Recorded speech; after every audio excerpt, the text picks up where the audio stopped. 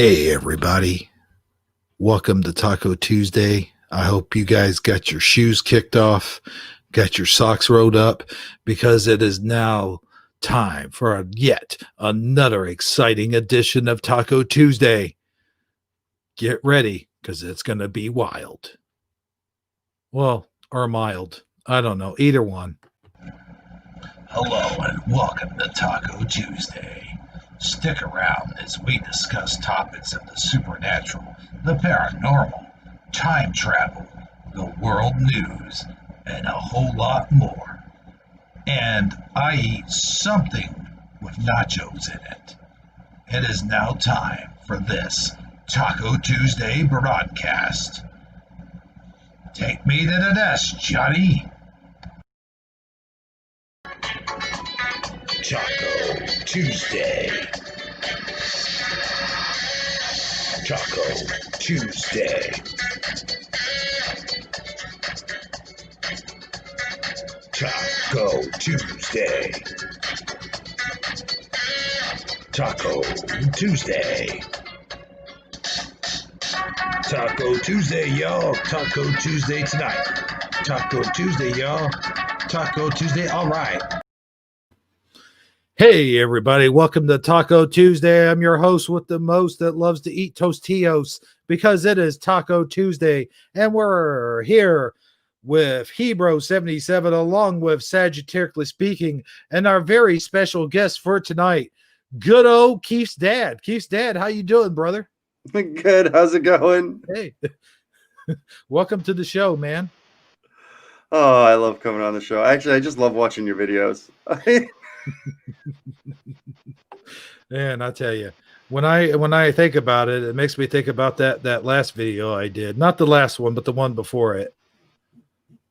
It just, I don't know, something about it. But hey, it's the mustache. That's what it is. Yeah, the killer mustache. It's like, I gave your character. Well, I didn't give it to him. He came like that, but he's got like the killer.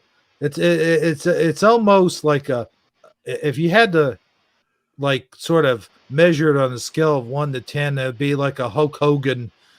It'd be a Hulk Hogan 10, I would say. Yeah, I would go with the Hulk Hogan. Absolutely. Yeah. What do you think there, Sagi? Well, I'm just here for the chips and guacamole. I don't know what you guys are doing.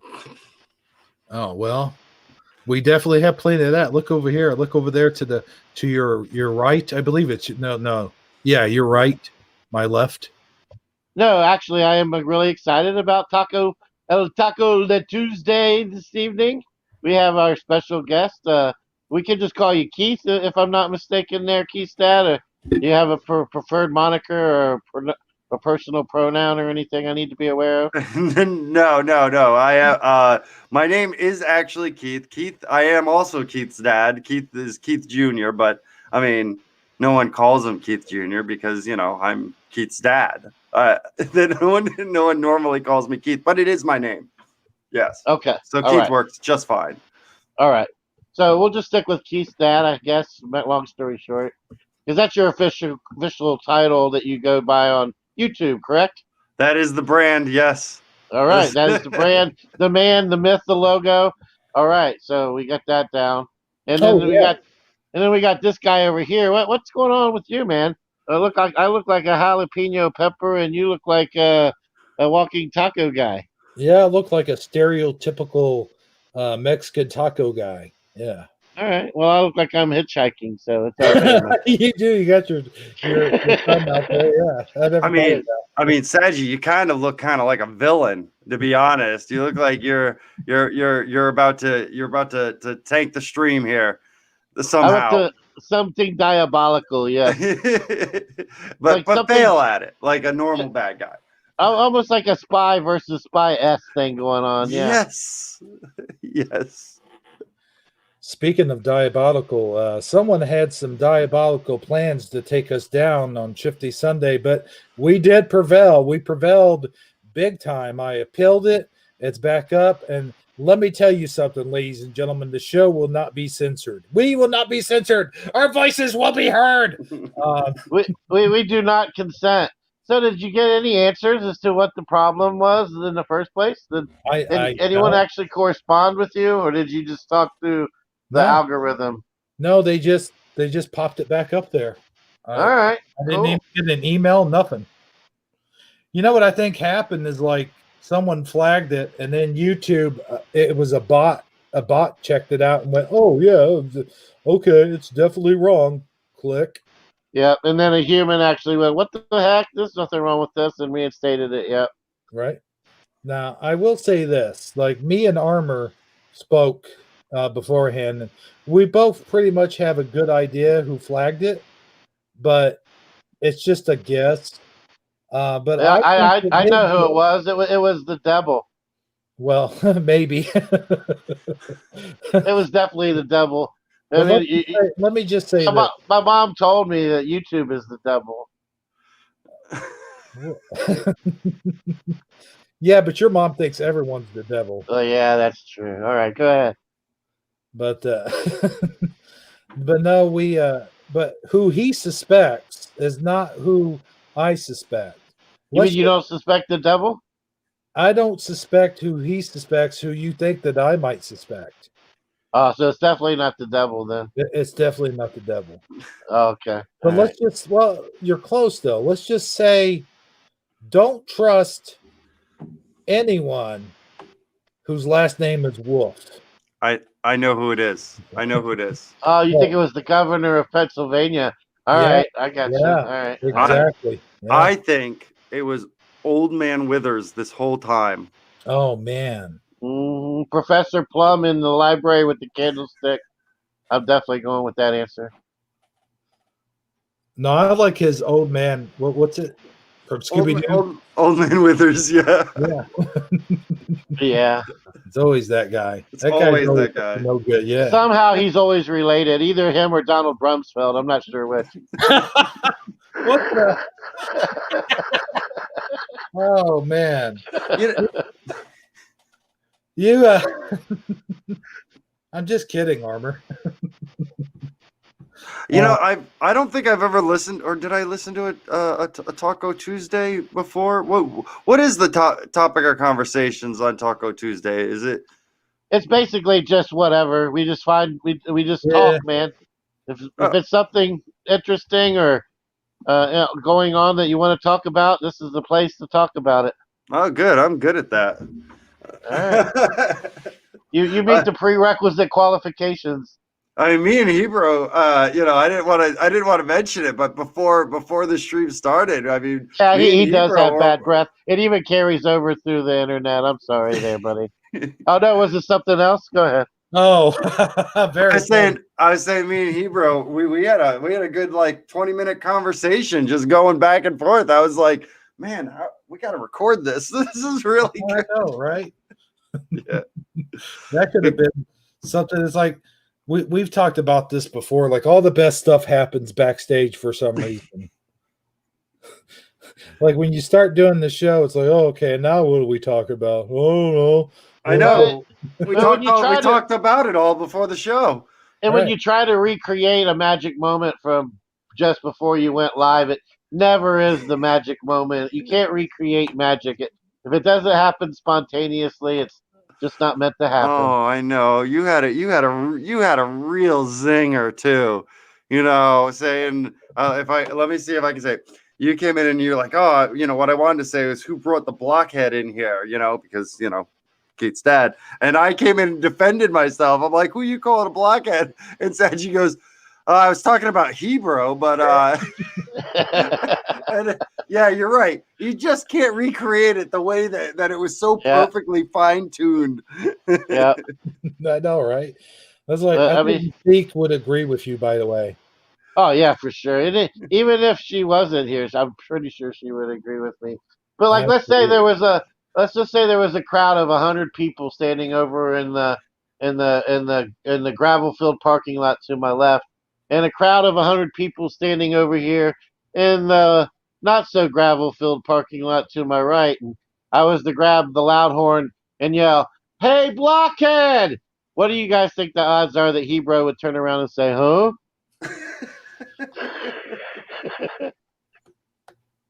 I don't know. Uh, I I would say that it's at best 40% chance. What do you think? Yeah, possibly. I mean, I usually won't turn my head unless you're like screaming, "Hey, guy in a robe!" All right. Now, if I was Right. to yell, "Hey, blockhead with spaghetti sauce stains on his T-shirt," Hebrew would know I'm definitely talking about him. Yeah, okay. No, it would be ravioli stains. Oh, ravioli stains. Yeah, Yeah, that's you're right. right. I'm sorry. Yeah, Get it right or pay the price. that's right. You know? Hey, speaking of paying the price, I think we'll give this room a quick shout out. We got CJ Wood in here. Bear Okay. Lamb is here. That Hebrew from Eternia guy. I don't know how he got in here. Go Kart Bob. Go Kart. I almost said Go Kart Blob. Go Kart Bob screeching in. Eddie Von Keen with a wrench, the real one. The real one. Let's see here. Philip Fogarty. I'm glad he's here because we're about to play a video with him in it. Well, I'm just curious. Has he got on his green attire or his orange attire? He's got on the green. He's got the green sweatshirt on this Oh, time. he's rocking the green today. That's what's up. That's what's up, man. All right. Lorraine Lamore's here. All right, Lorraine Oh, Lamore. hey, Lorraine. We've talked before. And of course, good old Michael Fontaine. Michael Fontaine. Lorraine's the something one that called me out, and I don't know whether she knew it or not, but she's like, "Oh, Keith, it sounds like a Marine's name," and I was like, "Oh my goodness, I am a Marine," and it was like, how does she know that? How do you guys know these things? Well, I can't speak for Lorraine. She has her own brand of intuition over there. It's like one of the seven mysteries of the world. But Hebrew, on the other hand, go ahead. Hebrew did it too because he started the video. If you remember, my character was the Karate Kid, and one of the on the with the real Keith's dad, please stand up. Uh-huh. It opens up with him singing the Karate Kid song, and I was like, does Hebrew know that I sing on my channel? Terribly, might I add, very terribly, like not even joke, and I'm like, how did he know? And we were talking. He didn't know. It just happened that I think we should go to your page and verify such singing exists. there is quite a few Greatest Showman karaoke's done on that page, and I'm not very proud of them because I recorded them, sent them to a friend, and they edited it and posted it, and I still haven't been able to watch through the whole thing. So Gotcha. So it's kind of like one of the early episodes of Shifty Sunday.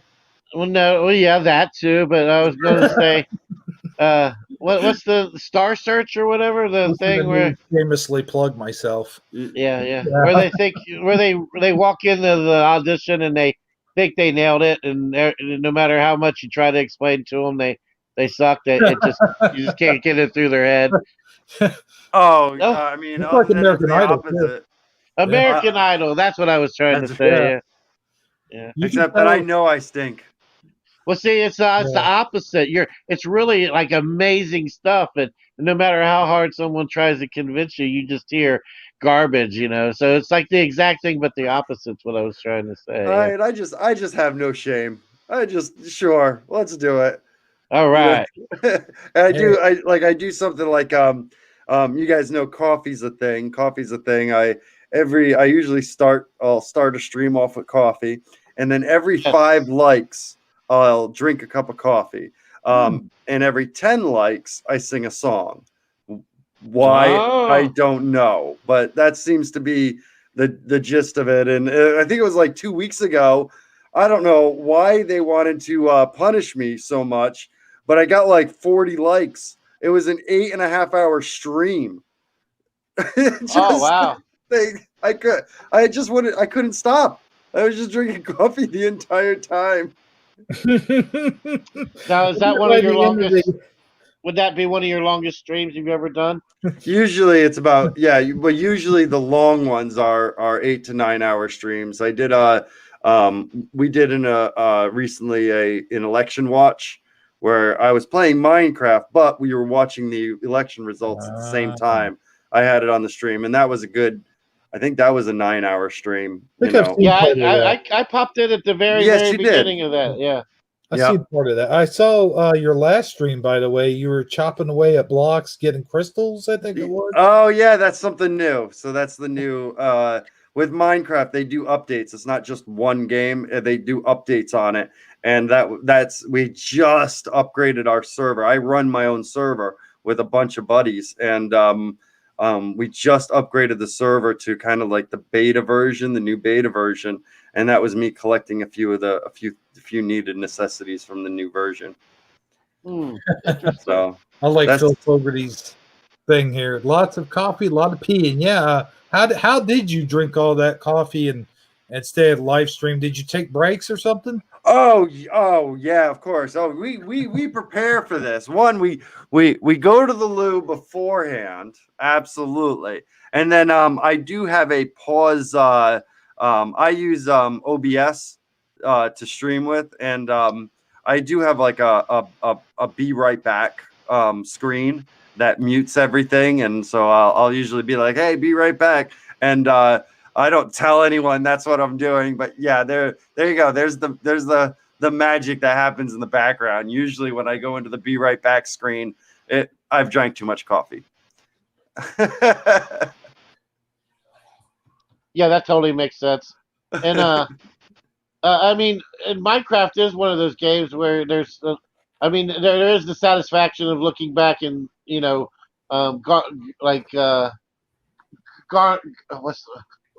taking a look at all of the stuff that you've accomplished. The toils, the work of the rewards of your toil, so to speak, is there at any given time for you to reflect on.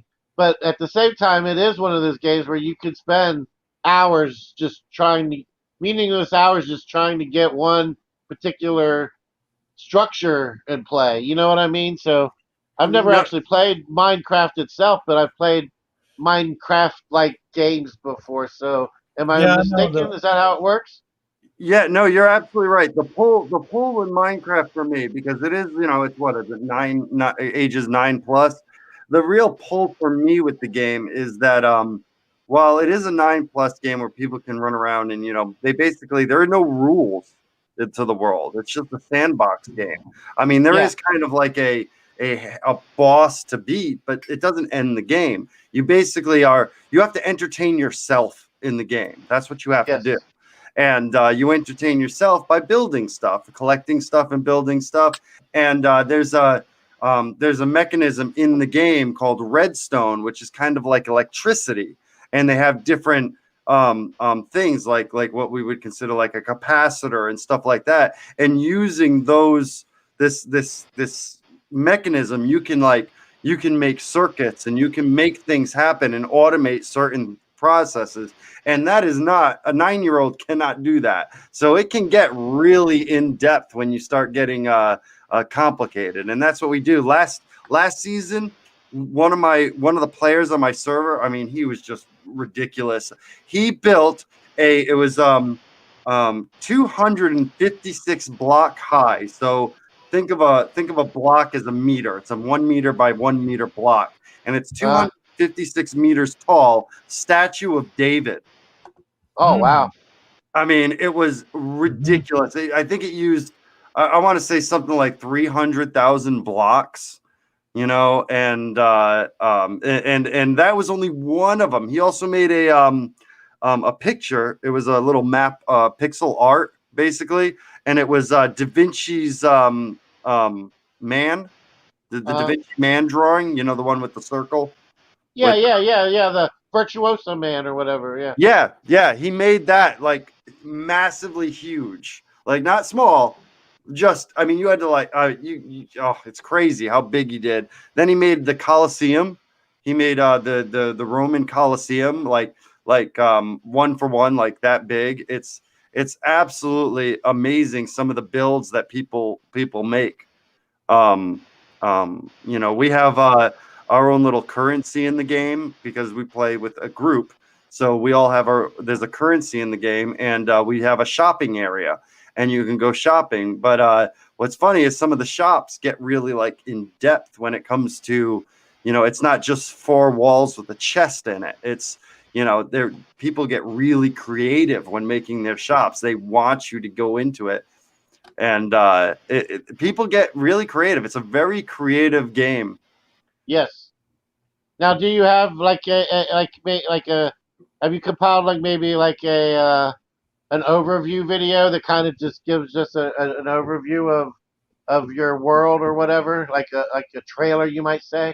Well, we do have a trailer, and it's me playing a practical joke on somebody at the if you go to my page, it's like the first video that pops up, and what it is that you have three different kind of, you know, to give you a little preview of it, is you have three different what do you call it, dimensions, right? And the overworld is like what we live in, you know, it's got the grass and all that stuff. The nether is kind of like a hell dimension, and then you got the end, which is just something different, right? Well, you have a bed in the overworld that you sleep in, and you can turn it from nighttime to daytime. The problem is that if you take that bed and you bring it into the nether, when you try to sleep in the bed, it explodes.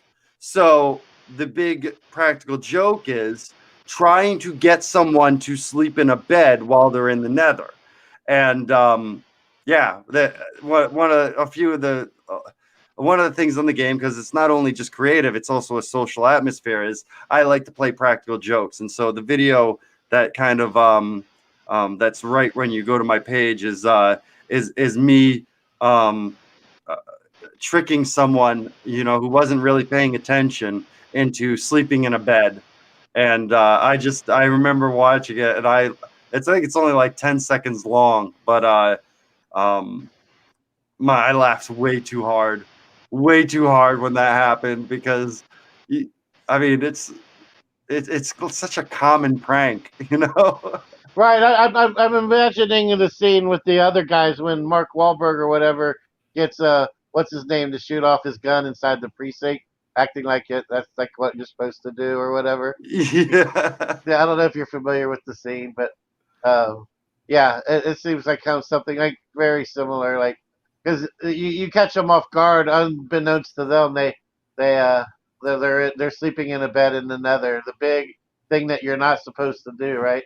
Yep. You just catch them when they're focused on something else, so they don't know, they don't remember, and they explode. It is definitely a fun thing to watch. And how long do they have to be in such said bed for it to actually happen? Is it instantly? It's instantly. Yeah. Oh, okay. What's the name of the video? Let me see. 1 second. It is called. Let me see.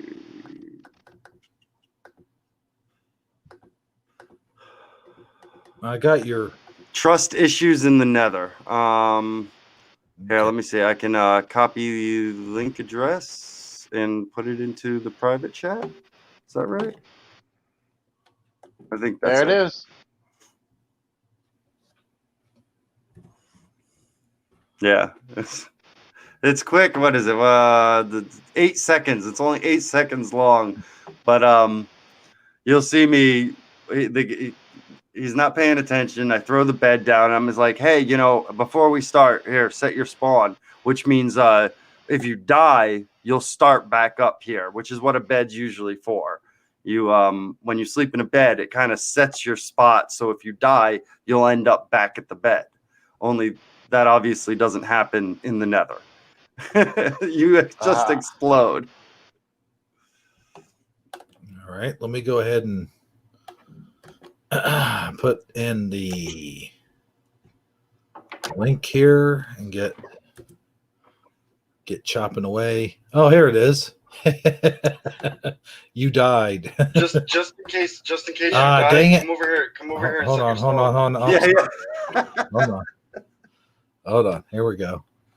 Let me rewind that. and we'll share it. We'll share it here shortly. Okay, let me see. There we go. There it is. All right, let's big screen this sucker.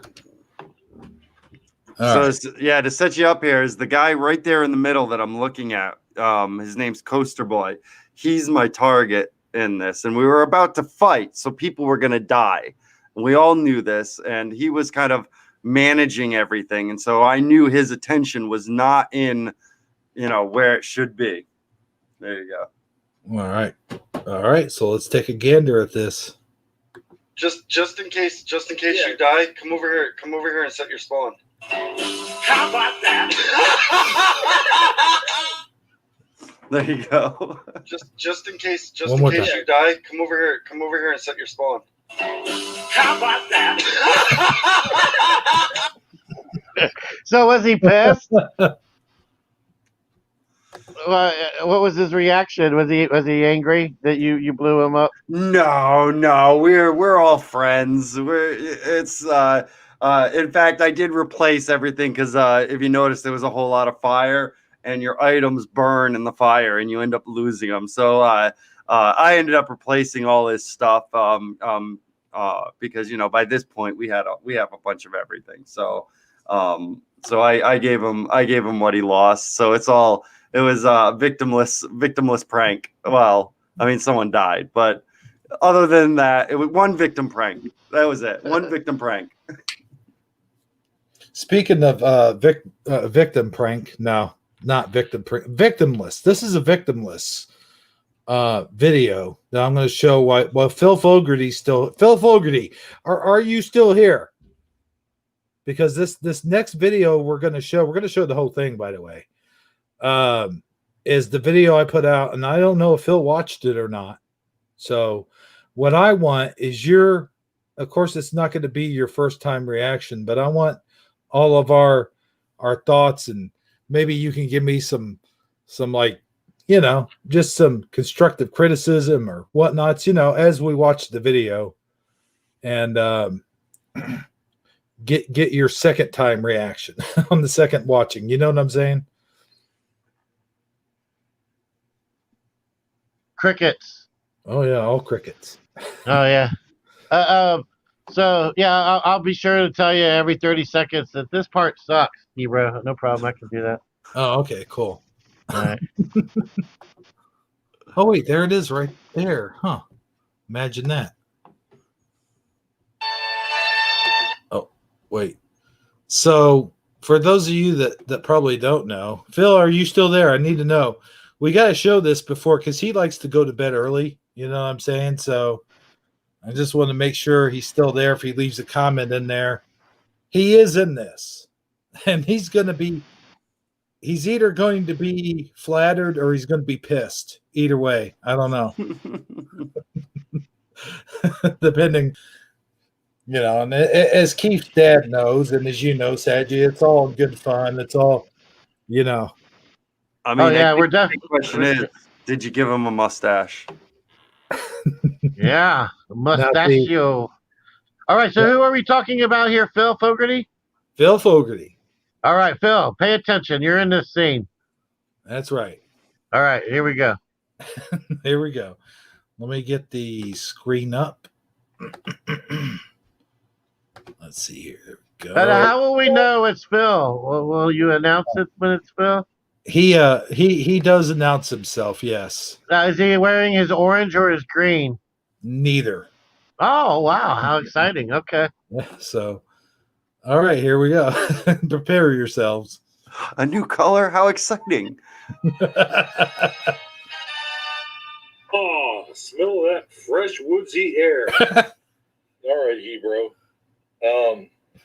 I just want to say, not that I'm ungrateful that you included me on one of your, secret missions or whatever, but I gotta say, the whole idea of two dudes alone walking through the woods, I don't know, there's just something about it. It just seems kind of gay. I mean, I'm not saying, the woods are gay, the woods and everything in them are gay, but just I don't know something. About Meaning happy, I'm makes sure. me feel slightly. Right. But you have heard about like the hugging trees, though, right? Yes. That's a thing. So maybe the trees are a little gay. Who knows? Uncomfortable. I don't know. I just thought, getting some fresh air and hey, what the heck is that thing? Hey, what the heck is what thing? That thing up there. I'm cracking up right there because of your response. Like you just kind of copied in a very mild tone. You're like, "Hey, what the heck is what thing?" That's the reason why I started cracking up there. Oh man, you're breaking the fourth wall. Do it every time. It's crazy. That? Oh, that's just the pixelated building, dude. It's not going to bite you. Come on, let's explore it. Hebrew, you can't be scared to do things just because you don't know what they are. You have to go exploring. That's what this is about. Right, I have an axe, and I'm deadly accurate with it, by the way. Ooh, this thing looks pretentious. I don't know if I want to. I don't know what that means, like how a building could be What is that? pretentious. Am I being held by a giant hand? What's the production value of this video anyway? Come on, man. Oh, it's stop motion for a reason. Well, my legs are wobbly. You go ahead and check it out. I mean, you are the one with the axe. Oh, why, thank you, Hebrew. Okay, here we go. Chop, chop, chop, chop, chop, chop, chop, chop, chop, chop, chop, chop. Good thing you have a chop, blockhead. chop. I'm just saying. Maybe if I go around it. Look up there. There's a big giant window. But it's way up there. I can't get up there. You're going to have to give me a boost. Go, Keith's dad. No problem. You can just call me Keith, by the way. I'll check it out, Hebrew. I'm inside this window. That is pretty cool. What is the purpose of all this, by the way? Man, your legs are cribbly wobbly. How do you even stand? I don't know. I guess you suppose you could call it magic. Hebrew, look out, that guy over there. What guy over where? That guy over there. Look, he's coming towards us at great speeds. Oh, wait a minute, I have an axe. He likes this axe. Oh my God, my head! Ah! By the way, the issue with the blood, the reason why I didn't have an enormous amount of blood here was two reasons. Number one, I didn't want to get blood all over this guy's clothes. It's hard to get out. And the other issue was blood and gore on YouTube. I wasn't sure what YouTube would have done with my video. I don't know, but that was. I was just playing it safe there. Yeah, I think you made a good call. Yeah. Oh, God. Well, I'm getting a little bit dizzy, you know me? God, I think I'm going to die. Oh, my God. I think I just killed Lotar. I'm going to need that axe back. It's the only one I have. Oh, yeah, of course. I like how he just he wants the axe back. My head. I think it's actually keeping me alive. I like how you make the sound effect as you rip it out of his skull, too. That's weird. Yeah. Maybe he's a robot. Better check out this dungeon. Seems pretty cool, Oh, there's a coffee pot in here. There is? No, I'm just kidding. Oh, damn it. Why would there exist a coffee pot in an old abandoned dungeon? That's silly, Hebrew. Okay.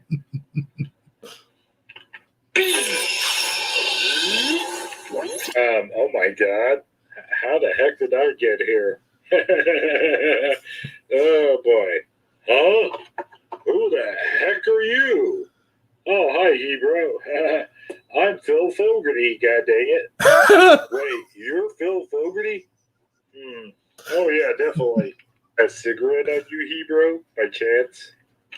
Oh, I don't have one. Well, that's cool. I mean, I smoked for a while, then I quit, but then I smoked again, but now I quit again, but then I. Hey, who's that guy out there that just keeps rambling on constantly? It's Philip Fogarty. Well, would you tell him to please be quiet? I'm trying to concentrate here. What exactly? I like the fact that you're yelling, but at the same time you're so polite about it. You didn't tell him to shut the fuck up or anything like that. You're just like, can he please be quiet?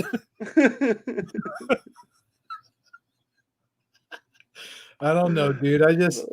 For some reason, I made your character just so mild-mannered, I mean, on my stream, I really am. I don't swear, and I really am quite mild-mannered. I guess I called that one. with an axe. Yeah. Oh yeah, with an axe, absolutely. Yeah. In fact, my axe's name is Keith's dad's belt. Oh, okay, cool. Ebro's taking notes. Right. Next show. Oh yeah, your character hasn't been fully developed yet there, Keith. Yeah, that's right. In fact, I think in one of those, I was like, I don't know. Do I have a wife? I don't know if I do or not. Yeah, that was so funny. I don't know if I do. My character's not fully developed yet. Right. But to answer the question everyone's been asking, yes, I do have a wife. And yes, I do have a son named Keith.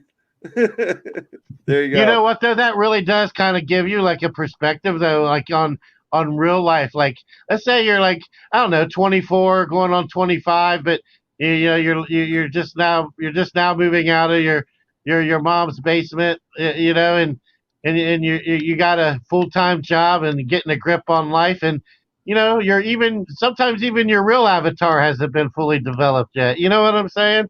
The character is still kind of in composition mode, you might say. Just food for thought. Sagi's getting deep. He's getting deep. Oh no, my Keith's dad is pretty developed. Robe, coffee. That's about it.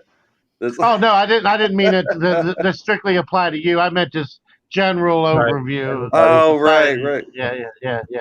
Yeah, if you're like 24, 25, I think your character tends to become fully developed at like 28, 29 is when you start to get more in line with who you are.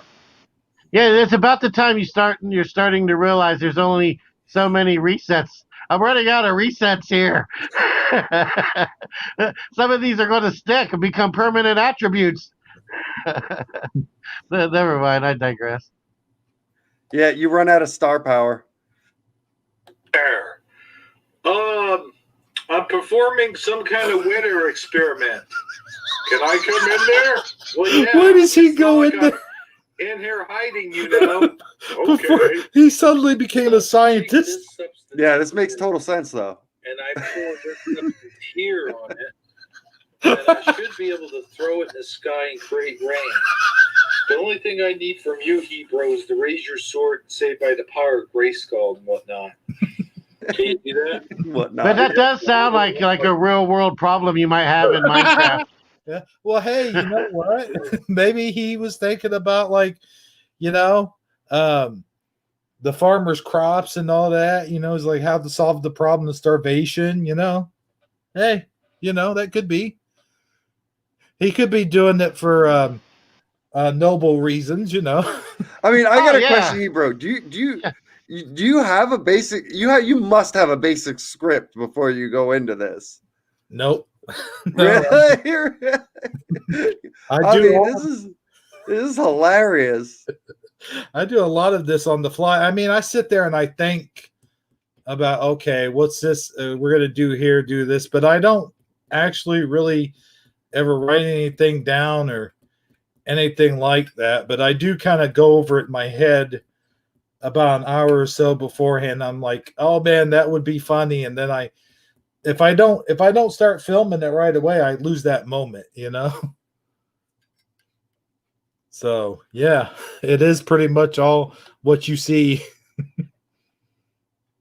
But I can't see like in a sandbox type game, somebody trying to play with or manipulate or somehow get involved with the weather attributes of the sandbox, and that's kind of like what's happening here. You know what I mean?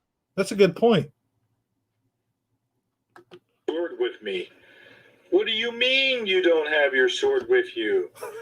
I mean, I don't have my sword with me. I left it back at me and Sagi's apartment. Oh, perfect. Well, I'll need a way to simulate lightning, stimulate lightning. I don't know what to do. A way to simulate lightning? I think I could do that, but you got a cigarette? Who the heck even are you? Who the heck even am I? Well, I'm Phil Fogarty, that's who. Oh, yeah, you're the guy that sometimes wears green and then sometimes he wears orange. So how do you simulate lightning? Check this out. I can make lightning fly on my fingertips. Wow, cool. You can do that? That's amazing. Let's see it. Okay, but you might want to stand back. An attribute that very dangerous and very powerful. Previously no one knew he had. Cool. That's a nice trick. Well, let's get out of this dungeon and throw this in the sky and let's create some rain. Exactly are we creating rain? Oh, no particular reason, just because we can. Yeah. Just because we can. That's exactly why we're creating rain. Okay. Just because we can. That's right. Let it rip. You got it, dude. Wait, why did I say that? I hate that saying. Anyway, you got it, my man. I hate that saying too. Take this. Electrify it. Oh, yes, absolutely. Well, you got to raise your hand higher than that. the lightning's hitting. I feel tingly. It's hitting Hebrew. He's not even fazed by it. He's like, I like how you direct him to Keith. You gotta raise your hand. Oh, okay. And next thing you know, he's going to tell him he's got to wave him like you just don't care. Oh yeah, it's true. Although I am wondering, can he heat coffee with that power? Because Ooh, yeah. There you go. There's a useful power for that. There you go.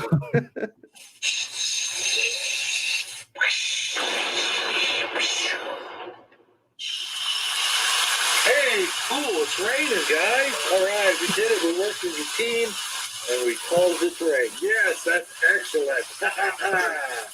Okay, you can put your hand down now. It's starting to stink a little bit. Guys, I say we celebrate by having my special blend of, I'm not quite sure what to call this yet. It's a blend of Colombian,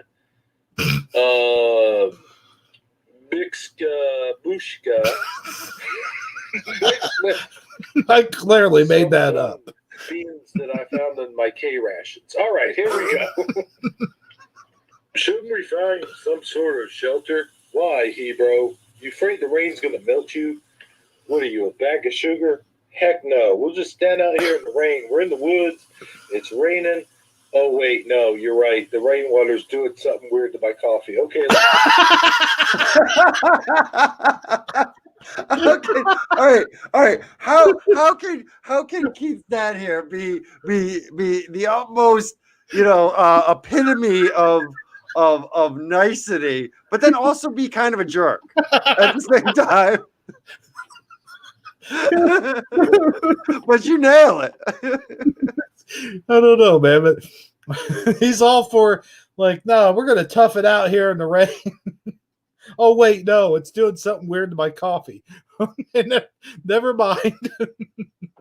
It looks like he's holding coffee. Yeah, it does. It's so like the drill sergeant. He's making the troops do extra marching in the rain or extra exercises. Then he realizes it's ruining his dress uniform. So all right, let's take it on in, boys. I mean, it's kind of like one of those. Uh-oh. What happened to him? Who, me? Yeah, you froze up. I hit mute. I was trying to mute, but yeah, you definitely nailed the character. And I just now came to the realization that, or how many minutes in? 8 minutes in, and it's just now time for Sagi to make his first appearance. Oh yeah. Well, here we go. Let's not slow down that appearance. Sagi. Buddy, get inside. Don't make me ask twice. Aw. I made it rain. I'm so good. Hey, wait, there's not enough room in here. Sorry, Phil. I guess you'll be outside having the drench. No, I want to get in. Come on, guys. Oh my gosh, the whole thing's falling over. Do not mess up my sanctuary. I still have the axe. I'm getting in here. Don't worry. It won't fall apart. It's already starting to lose its integrity and structural integrity. Oh, you jackass. Look what you did. I did nothing. I'm here fair and square. Okay. It's upside down the whole I love how you said fair and square because it's a window. Yeah. and that's you made the whole box that is a Minecraft figure came in a major prop in the movie. I mean, come on. Oh yeah, definitely. I mean, it's upside down, but yeah, it's a major plot up in the movie. Oh, well, here I am. Wait, why is it raining so hard? Sagi! Hey, Sagi's out here, Phil. You're going to have to get out. I like how Sagi comes in. It's like, oh no, Phil, you're gonna have to get out. We've got the start of the show. It's okay, Phil. It's not like he's throwing you out in the rain. Right. Oh wait. We're totally doing that. Oh. No, I'm not getting out. I like it in here. And he's upside down the whole time. You can see his feet. Yeah, get in here, Sagi. Yes, get in here, Sagi. Wait, no, Sagi, wait. No, the integral. Oh, man. I totally blame you for this, Philip. But I made it rain. Yes, exactly. And instead of being a nice dry space where we could be dry and not be wet. I don't know where I was going with that, but we're getting soaked, and you have destroyed my superstructure. Yeah. I mean, if it weren't for you, we would have had a cool superstructure. But no. You had to come in here and destroy it all. Plus, why did you have to make it rain? Yes, Phil. Why did you have to make it rain? Wait, it wasn't a Hey, idea. Phil, do you ever wake up and just feel like the whole world's just against you? You ever get that feeling? I think Phil might have felt that way right at that exact moment. Yeah. I mean, I think Keith's dad just sitting there like, oh well, I'm just gonna pass it off on Phil, even though it was totally my idea to start the rain in the first place. Oh, and I was totally the last guy who tried to squeeze my fat ass in there. I'm letting Phil take all the blame. Oh man. Well, the way I not normalize. What word am I looking for? The way I rationalized it. Yeah, the way I tried to rationalize it. Well, he was the one that started the whole shaking of the foundation. You were just the straw that broke the camel's back, so to speak. Gotcha. Plus, it's a lot more fun and for for everybody to. In the script for everybody to gang up on one individual. Yeah. Wait a minute, it was your idea that it rained. Oh, well, yeah, technically, I guess that's true, but it wasn't supposed to rain this long. Now make it unrain. Wait a minute, I can't just make it unrain. That's impossible. Then how is it possible that you made it rain? throw your lightning fingers up in the sky and do something. Okay, but I don't know what it's going to do.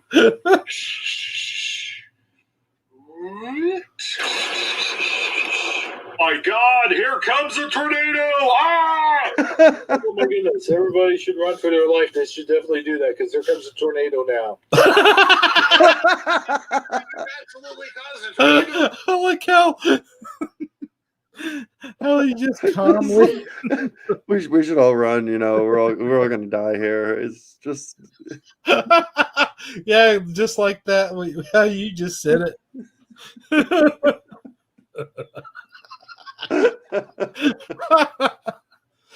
Oh hell no. Don't come here. Oh man, Phil, we're not having you in any more of these shows. The tornado is getting awfully close, guys. I'm getting the hell out of here. Think I could have stayed home and played Minecraft with that stupid bastard? Stayed home and played Minecraft, that stupid bastard! Could have stayed at Keith's dad's house and played Minecraft. That stupid bastard. I'm getting blamed for all this! Ah! You could have stayed in Canada and not been dead. Did he just say I wish I wasn't dead? Huh? Did he just say I wish I wasn't dead? Yeah, he said I could have stayed in Canada and not been dead. Which I don't know how he's talking if he's dead, but you know. Post-death cameo. Right? The tornado has turned into a giant portal. It's sucking us all in. My God! I spilled my coffee. I believe I'm getting blamed for this. This Hebrew keep bringing me back from the dead.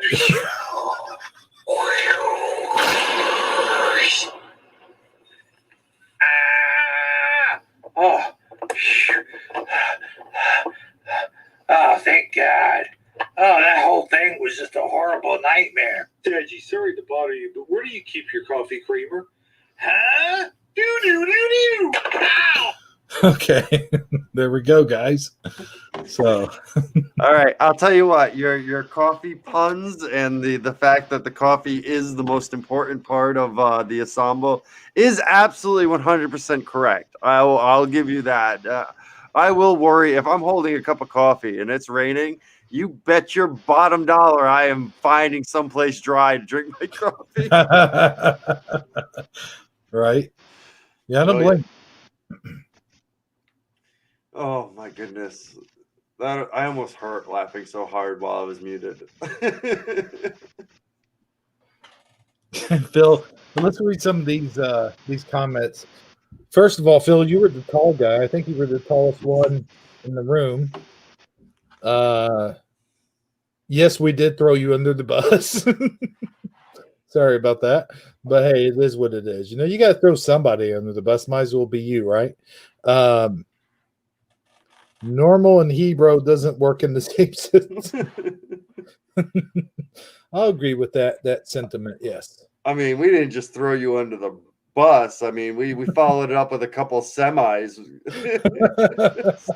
Oh yeah, we definitely put out the stop sign and just kept reversing and going forward.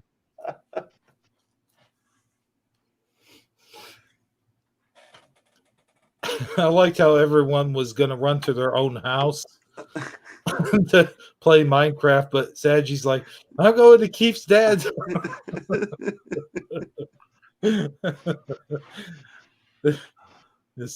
Technically, that's what you guys are. That's what we were all doing was playing Minecraft, right? What? So, what was the story behind that? The prop you said. Where did you get that Minecraft little poster thing? Yeah, it came with my Xbox One. I think at the time they were doing some kind of promotional deal, and it came with the Xbox One, and then also I got a sticker I could have put over my controller, but I didn't do that. I still got that sticker someplace. And it was a package deal that you could get what do they call it? Did you get the game for free? Like downloadable? Oh yeah, it was a downloadable game. All Yeah. right. I think I bought that actually. Really? Yeah. No, not for the Xbox. It was for Nintendo Switch. We did it for Nintendo Switch Okay. for the kids, which I never played it. It's a whole different version. Believe it or not, it's even though it's Minecraft, it's a whole different version of Minecraft. We can't even play together. Somebody who plays on like Xbox and they can't they're playing a different game technically than the one that I play on the computer. They're different versions. We're called the Java version. They're called the Bedrock version, and they're not compatible. They even have different mechanics in the game. Oh, wow. Oh, So wow. it looks the same, but it's a very different game. You know, one thing I noticed about Minecraft, especially when you guys are shooting each other and stuff, it's got the first person view, so it kind of like, you know, it kind of reminded me of the old Doom game back in the day for the PC. You know. Yeah, believe it or not, I am a one game person. I only stick on one game. And when I was in my when I was like in my teens, my favorite game at the time was Doom, and then Duke Nukem 3D, if you remember it. Yeah. Like Wolfenstein and so those were the games I played. So it being Minecraft being a first person, I wouldn't call it's not a first person shooter, but it being in the first person mode is absolutely a beneficial thing for me because it's what I'm used to playing. Yeah, I like those kind of games. I liked GoldenEye for the 64. That was one of my favorite of all time, man. Even to this day, like if I play any other James Bond games, I don't really like them too much. I GoldenEye for the 64, man, that came out in what, like 98, 97, 98. I can tell you a story about that dang game. Okay. The that's the day I had cancer wished on me. Oh man. I was working back in the day. I was working for a you guys familiar with GameStop? Everyone knows GameStop, right? Oh yeah, they rip you off when you try to trade in your games. Oh Man. yeah, well, the bad horror stories that come from GameStop. I've heard them on YouTube. Well, the company I worked for was bought out by GameStop. I used to work for a company called Funko Land. Okay. If you're familiar, I'm familiar with Funko Land. They were in the mall. Yeah. Yeah. Wasn't GameStop? I thought that was EB Games at one time. It was, and they bought Funko Land. They ended up buying, and they renamed them all GameStops. But I worked at the Funko Land when GoldenEye came out, and it came out Christmas time. And I remember it's got to be between 1997 and 1999. It had to be because I was there, and it was. I mean, it came out, and that game was everybody wanted that game. Everybody wanted it. Toys R Us was selling it for $60. Funko Land was selling it for $90. $90. And we had one copy in, and some woman came in, and we were packed like to the brim. Like that you were elbow to elbow. You know, they're small stores. And it was elbow to elbow, and some woman waited. I think she waited 45 minutes to get to the register to buy the game. And I pulled the game out, and I said, it's $89.99, and she goes, $89.99. That's a ripoff. Toys R Us has it for $59.99. And I'm like, yeah, but I mean, I think they're really sold out of it, but I understand. And I was trying to be like super nice, right? And she goes, no, I'm gonna go and just go buy it over at Toys R Us. And I turned to her, I go, hey, do you want me to hold it here for like an hour, so that you can go check to see if they have any in? And if not, you can come back. No, I'm not gonna buy it here. And she left. Right. And I was like, oh, okay. So I put it back on the shelf and we sold it. Of course. It was GoldenEye. And 45 minutes later, she's back in the store trying to buy it. And it's like, oh no, we sold it. You sold it? I was just here. I'm like, ma'am, I asked you if you want me to put it aside. No, my kid is good. You've ruined the Christmas for my kid. I hope you get cancer and die. And I was whoa, like, what? Why would you wish that on me? I just work here. I'm 17. Don't wish that on a 17-year-old. Wow. Never forget that. I'll never forget that. Oh, those are the days I'm glad I don't work retail anymore. There were some days were great. I take it you didn't like Golden too much.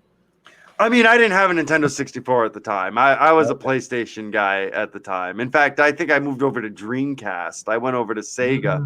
I never did Nintendo 64. Never did. And now I don't do any game console. I just computer now. In fact, just Minecraft. And that's it. That's all I play. But I remember back in the day, like me and my friends after work, we'd get over to my house and we'd all sit down. That's when you'd have like I think it was up to 4 players on that game, if I'm not mistaken. Yeah, I think so. Yeah. We did the whole 4-player things. We had the rules, like you could only start killing each other if you all had a weapon or something like that. There was always certain rules, And but yeah, we used to play that for hours, man. That was fun. Just blowing each other away. Had the different guns and the grenade launchers, and the remote mines was the most fun because you go hide those remote mines behind doors and then the toilet stools and stuff like that, like just like weird places. And yeah, and go-kart, you said you had a Sega in the early 80s and you got addicted to golf. See, back in the 80s, you were either a Nintendo person or a Sega person. And in fact, I remember I was a Nintendo. I had a Nintendo, and the Sega people were the rich people. For some reason, it was the rich kids who had the Sega. I don't know why, but for me, that's what it seemed like. Yeah, I was really psyched when friggin' Super Nintendo came out, and then I got Mortal Kombat. And when I got the Mortal Kombat for the Super Nintendo, I was really disappointed. I'm like, what? Where's the blood on this? Yeah. Mortal Kombat just wasn't as good on the Super Nintendo. No, Street Fighter was the Super Nintendo thing. Oh yeah. Yeah, I think I went from Sega Genesis to PlayStation, the original PlayStation. You interesting story. Interesting story about the market, the video game market was so weird back then. Sega and go-kart, you had a Sega, so I'm sure you're familiar with this. Sega at the time had its they came out with a CD attachment called Sega CD. And it was supposed to, then they came out with like a 32X, and they sold CDs, and it was like the new medium, and it flopped big time. Oh yeah. Well, little known fact was that Super Nintendo had a port on the back because they planned on putting out a CD edition attachment as well. They were working with a big name company to put out a CD attachment. And when Sega CD flopped, Nintendo said, look, we're not going to put this out. And they just completely dropped the project in its final stages. And the company that they hired to make the CD attachment ended up getting really, really mad and decided to release it anyway as a separate console. And that company was Sony. So the Sony PlayStation was originally supposed to be an attachment for the Super Nintendo. Yeah, I think there was this guy I follow him on YouTube. I don't know if you've heard of him or not, but it's called The Gaming Historian. And, no. Yeah. He has all kinds of unknown facts and shit like that, and he had talked about that. He was talking about, I think I clicked on one of his videos, it had the thumbnail, it had, what is this underneath? Like, what is this on the bottom of your Nintendo? I bet you don't know what that is. And yep. Yeah, that was all part of it. You're right. And and that happened all the time in the video game. Back when the Atari, the 8600 was out, one of the last Ataris. Atari had a big problem with their games. They didn't license any of their games. So anyone in the whole world could put out a game on the Atari, and it flooded the market, and Atari was losing tons of money on it. And then you had some small company from Japan that had a video game system called the Famicom, and they wanted to release it in the United States, and so they initially contacted Atari to license it under the Atari name. And because Atari was losing money, they said, no, we're not going to pick that up. Video game systems are a thing of the past. Video game crash. The video game crash '84. Yep. Yep. And so the Famicom, Nintendo, who previously made playing cards and superconductors, decided to release it anyway. And that's where the Nintendo comes from. And they fixed the crash by they copyrighted their cartridges. Oh my gosh, I just saw a comment from Michael Fontaine I wanted to address real quick. Yeah. He talks about E.T. video game. There's a good story on that too. And yes, I think there is a lot to do with the video game crash. Was at its height when that came out. They wanted to release E.T. video game, because it was super hot at the time. The movie had been super hot and had all kinds of merchandise and stuff. And what happened there was they worked on it super fast and they got it out really quick, and it turned out to be like the shittiest game of all time or something like that. Bad. There's a lot of stories that circulated that they took a bunch of the games and buried them out in the Nevada desert, and it was. If you guys want to know more about it, there's a movie out there. I think do you remember the Angry Video Game Nerd? No. Oh, he does a whole topic on that ET video game. On Netflix, there's actually a these were the games that made us, and I believe it's a series, and in one of them they talk about the ET game. Well, I think the worst fact about the ET game is that the ET video game had a sign off to be released from Spielberg. So Spielberg saw the game, thought it was good enough to release. And I can't imagine that being the case. Yeah, the game never really made any sense. There was no clear objective. You just kind of went around and tried. It was almost like you were solving glitches. It almost felt like a glitch game that you were like. There was just, you weren't sure if you were solving a glitch or if you found a glitch or if you found a new thing to do on the game. It was just a really obscure game. Oh, it was horrible. Oh, it was awful. It was terrible. I still own that game. I E.T.? do. Yeah, I do. I own it. I mean, there are some games, if you have for the Nintendo, like if you have an original Nintendo, there are some games out there that are actually worth hundreds of dollars.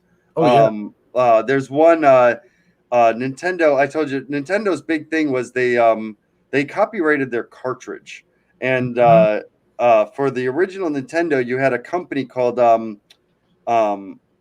forgot what was the name? Tecmo. Tecmo, like the Super Bowl game, Tecmo Bowl. Tecmo, and they had their own cartridge, right? And they made their own games, and Nintendo released a game called Tetris, and it was a one-player game. Yeah, and it was just regular Tetris. It was nothing special. And then Tecmo released their own copy of it, Tetris, which was a 2-player game, which was way better. A way better version than the one Nintendo released. However, Nintendo wasn't making a single dime off of it. And so when it was put on the shelf, Nintendo immediately threw out a cease and desist letter. And that game stayed on the shelf for, I think, 4 days and then was pulled off every single shelf. So if you have a copy of that game, it is incredibly rare. Wow. And worth a whole lot of money. I remember back in the 90s, that game was worth $250 trade-in. Wow. Yeah, it's crazy. I did not know that. Did you know, I'm sure you're aware of the whole Mario 2 tobacco. I mean, do we have to even call it Mario 2? Yeah. I mean, yeah.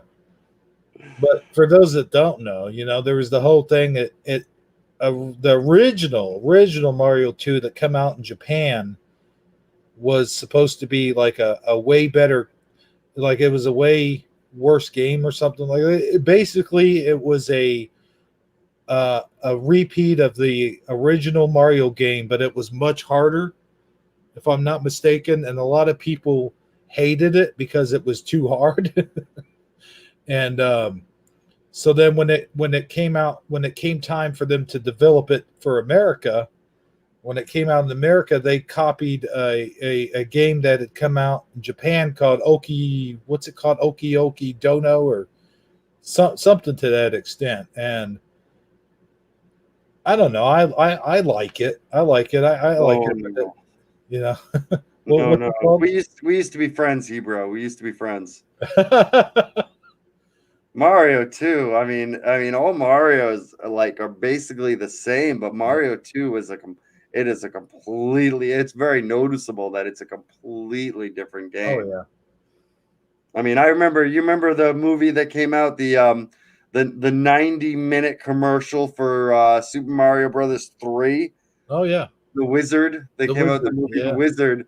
Yeah, I went to go see a preview of that movie, like a premiere, where they gave you like a whole a lunch box of the Wizard and stuff like that, and stickers and stuff. And I remember watching it going, "Oh my goodness, Super Mario 3 is going to be the greatest game ever."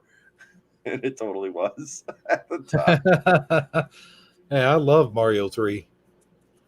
Yeah, Mario 3, Yeah. that saved him. Mario almost died because Oh of yeah, Mario for sure. 2. So terrible. Oh yeah, the cartoon with Captain Lou Albano. Oh my goodness. That's another thing we don't have to mention ever again. The cartoon. They released it on I don't know if it's on Amazon Prime, or it's either on Amazon Prime or Netflix, but it's on there and you can watch it. And oh my goodness, that is if we had the word cringy back then, we would have used it. Well, here's the thing though. You know what? Here's my opinion on it though. Here's the thing.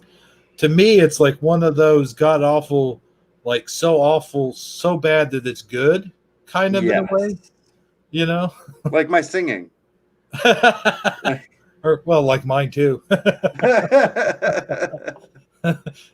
know you like the Taco Tuesday theme song there at the beginning. That was all me. You know. You mean like my one-liners? They're just so awful they're actually good. Yeah. Oh yeah. I'll agree with that. Okay. Yeah, All sure. right. Yeah. But no, man, it's cool. We can sit here and talk about video games all night long, man. I mean, we live. Now, I don't really know how old you are, Hebrew or Sagi, but I mean, we're pretty much one of the last generations that remember pre-internet. I mean, right? Oh I yeah. remember. Oh yeah. I don't think I look at my son now and I'm like, you have no idea what it was like. No idea. It was totally different. Yeah. Remember when YouTube didn't have commercials? Yes. Yeah. Remember when your parents weren't on Facebook? Yeah. Well, hell, Facebook. I remember. I remember. What was the other one? MySpace. Yeah, MySpace. Yeah. Yeah. They go. I They go remember. everywhere. I actually signed up on Facebook only because my mom had started playing that Farmville game, and she needed an extra friend Farmville. for Farmville. So I created a Facebook account and became her Farmville friend just so she could have another friend to get her credits on that Farmville game. And next thing you know, I'm getting off work and spending 2 hours, building a farm on this dang Farmville game. And I'm like, oh my god, I can't believe I got suckered into this thing. I will say, I actually earlier this year, I took the unfathomable step, and I actually got rid of my Facebook account. No Facebook for Keith's dad, and I love every minute of it since.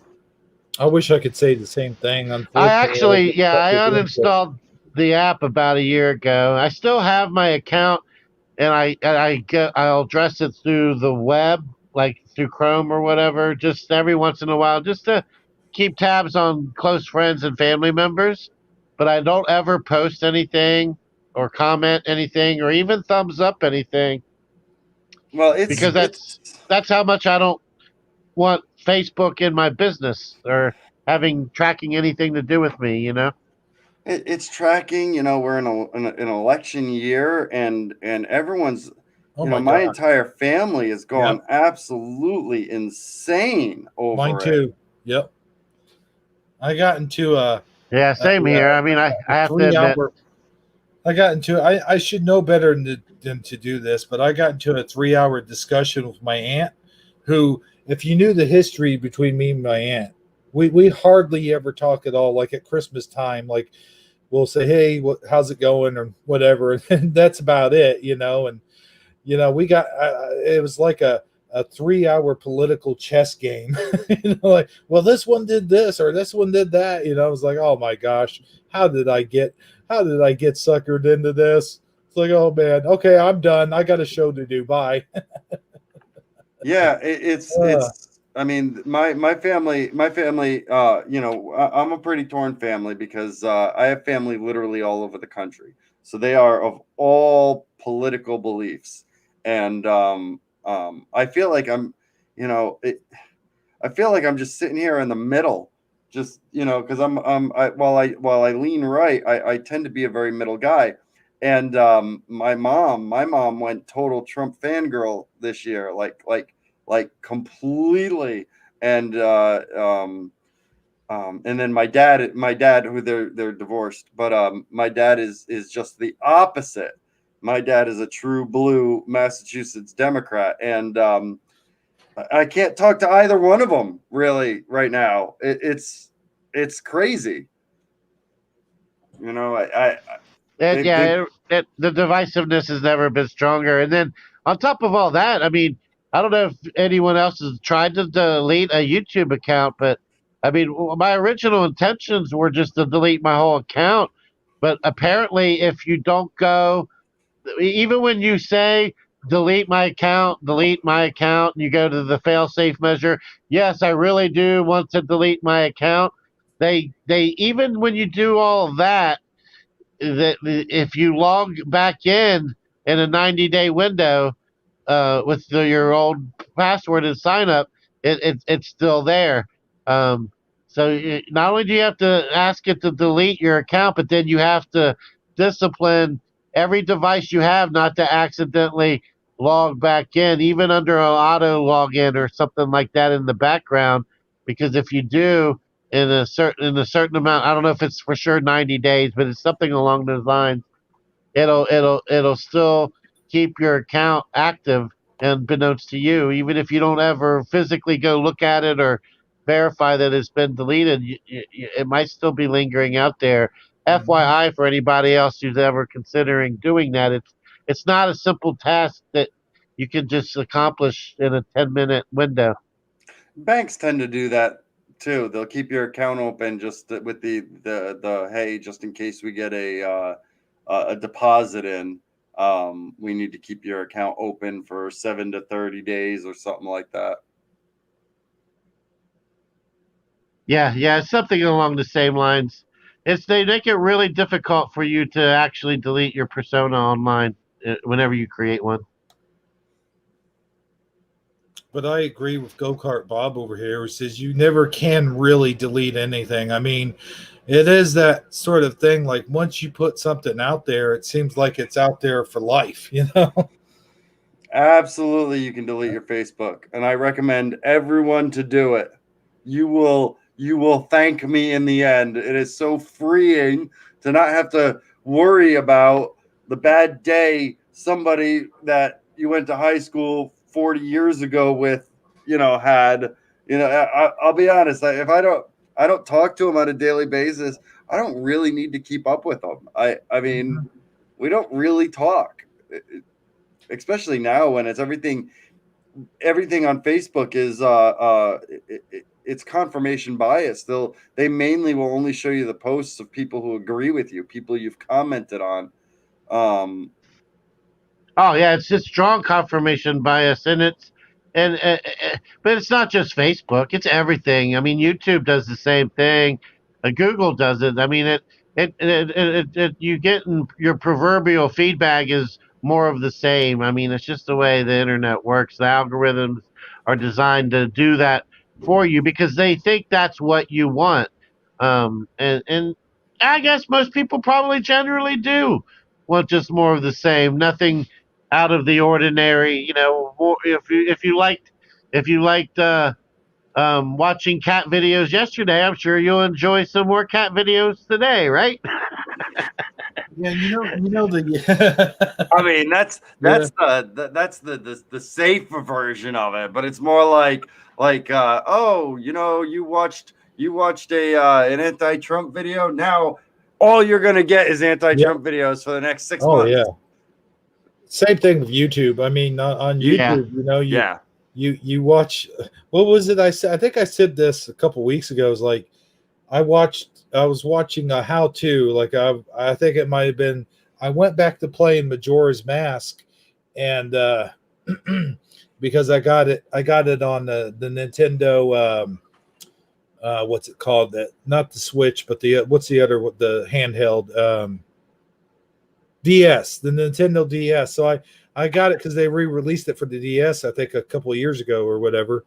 But I had just gotten it, so I'm like, well, I'm gonna refresh my memory on it. But you know, I do have a booklet, but sometimes that booklet doesn't tell you everything, you know. So I get on there and I'm looking at nothing but videos for at least a good month and a half of Majora, how the walkthroughs of Majora's Mask. So now every time I get on YouTube, all those videos are regurgitated and they just pop up every time I get on YouTube. So yeah, it's definitely, they definitely keep track of everything you do. Oh yeah, and then also on top of all of that, you got so many people who aren't, that are so-called keyboard warriors or whatever, and they every day they got to post something political or put out a meme or whatever. And I mean, I get it that that's your cause and that's what you want to, what's the flag you want to stand under, but you do realize that that there's a how do I say this? It's not necessarily always a good thing to put your political views out there for the world to see under your actual name, unless you were 100% certain that you're never going to have to apply for a job and the person interviewing you isn't going to be a Democrat and they ain't going to verify your Facebook page before they hire you. That's a good point. Yeah. So, A few years ago, we didn't have to worry about that stuff. It was like they hired you going by your credentials only, like your past jobs and stuff. But now they get online and they can look at everything you ever done. That's why I said a while ago that anything you've ever posted, anything you've ever talked about, anything, any profile picture you've ever done, like any dating site, any like what's that one, a Pinterest or any kind of thing like that, it's still out there. Even if you delete your accounts, like it's still lingering out there on the interwebs. And like you said, Sagi, if you go and apply for a job, they can just do a quick Google search and bam, all that stuff just pops up, and they will hold that against you.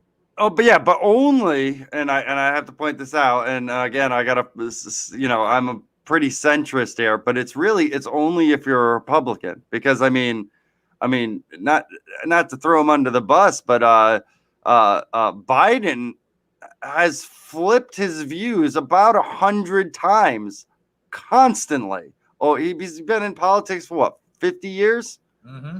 He's held every single view there possibly is. We gonna bring that up? No, we're just not gonna talk about it. Yeah, and not to mention the fact that you can get caught up in so many like hot points of the day, like whatever the current controversy is, the wall, the Kavanaugh hearings, the impeachment trial, you name it. There's always a flavor of the week, and if you're online picking a side day in and day out, it might feel like the right side at the time, but then later you get more information and you realize that, oh, my bad, the popular opinion has switched. Now it's people who were for it are actually the people who are correct. But you don't, even if you come back later and you make a correction and you take a new stance. Oh yeah, I guess I was wrong to support that.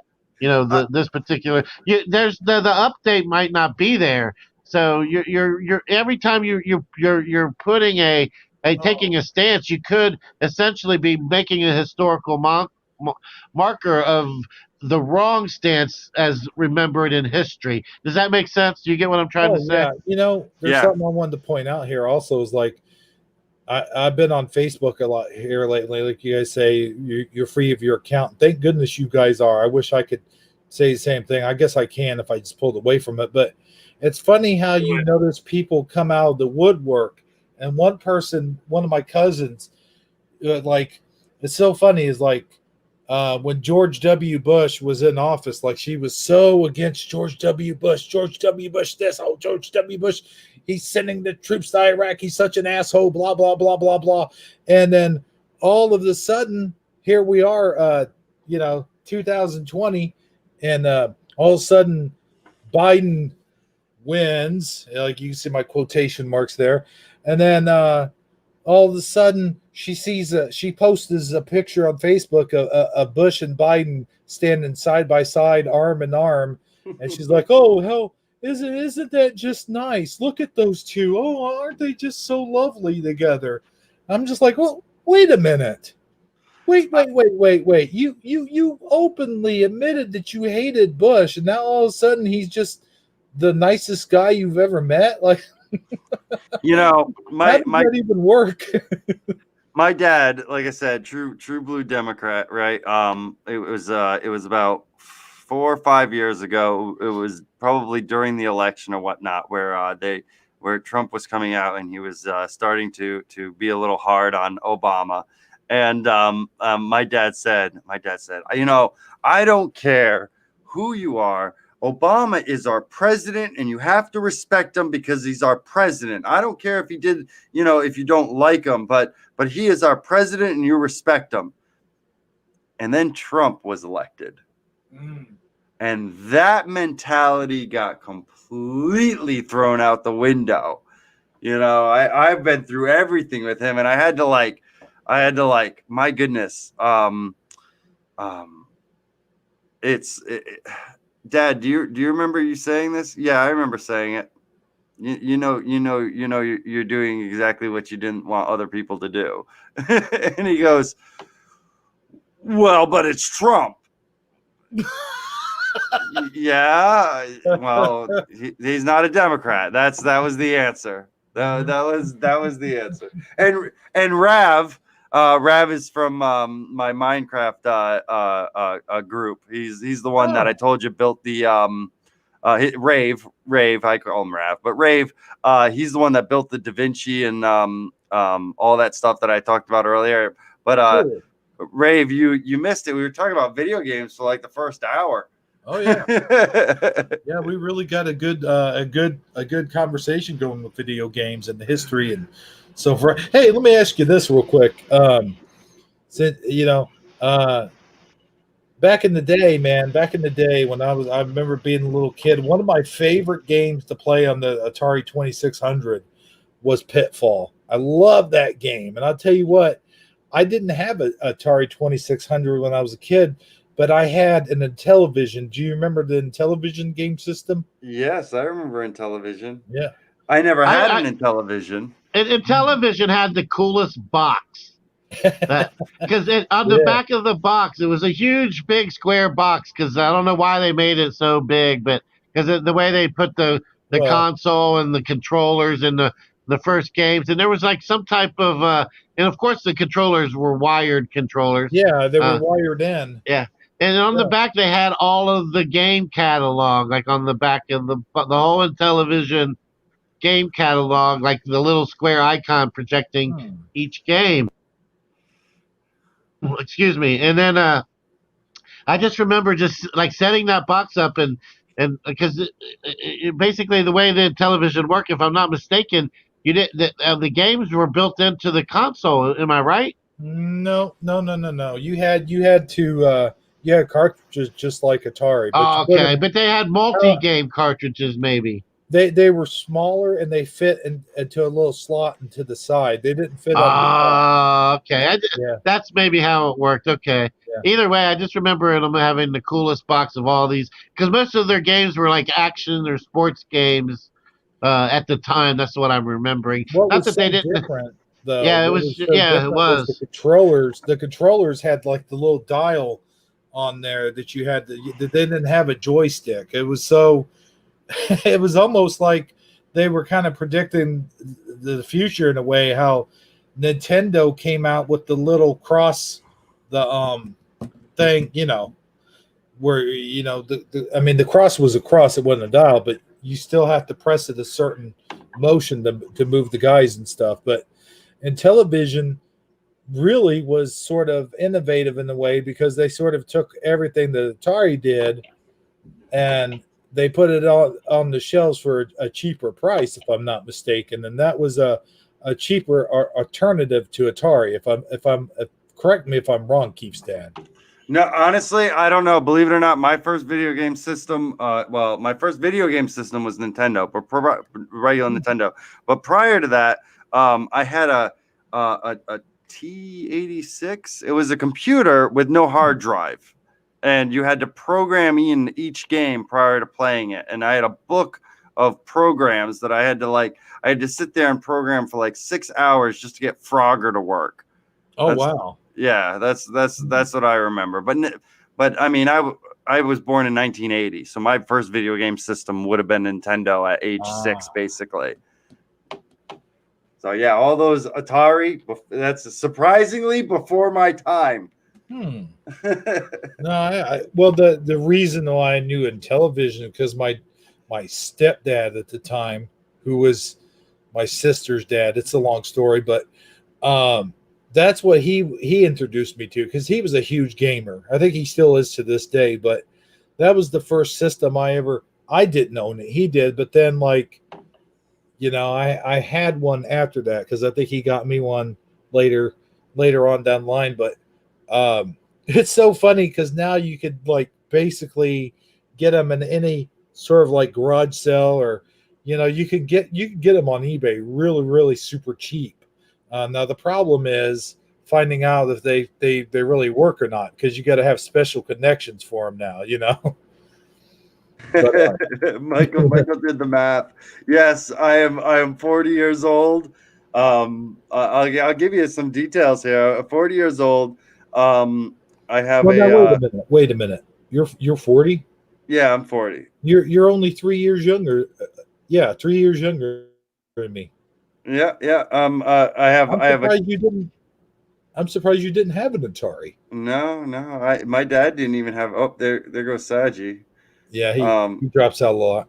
No, well, yeah, I had a. I don't. My dad never had one. Not that I remember. In the first game I remember playing is Duck Hunt. Actually. Oh man, I love Duck Hunt. I'll tell you what, man. Remember that dog? When I was 11 years old was when I got a Nintendo for Christmas. I got it. It came with the Zapper gun. It came with the Mario / Duck Hunt game. Remember that one? Yep.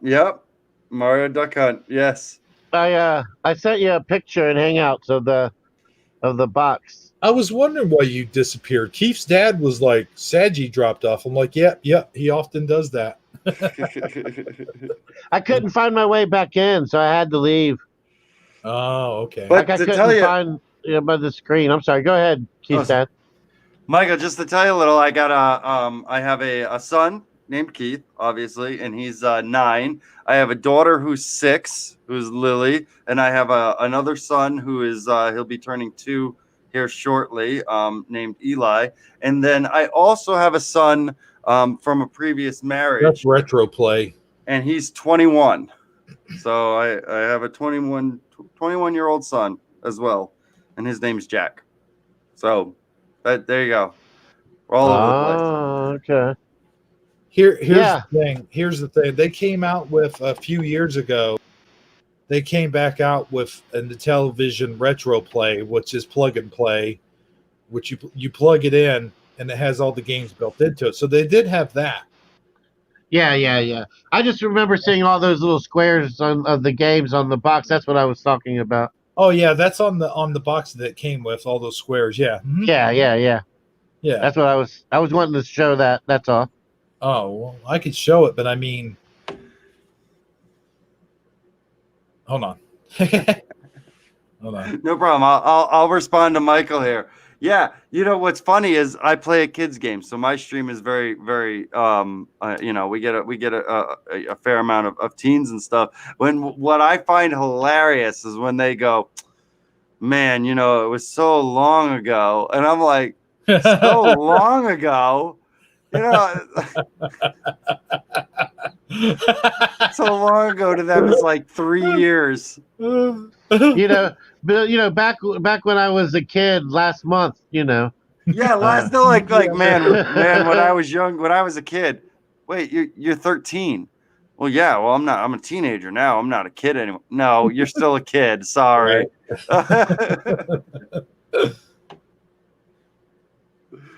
Oh. Okay, so basically, and I gotta get rid of this other screen here. Ah, crap. Did you drop your chalupa? Yeah, yeah, to the toilet bowl. I keep forgetting I can't click on the icon that's at the top right hand corner. I got to click at the one that's at the bottom, or I can't screen share it. Right? Yeah, you got to click the actual image. Yeah.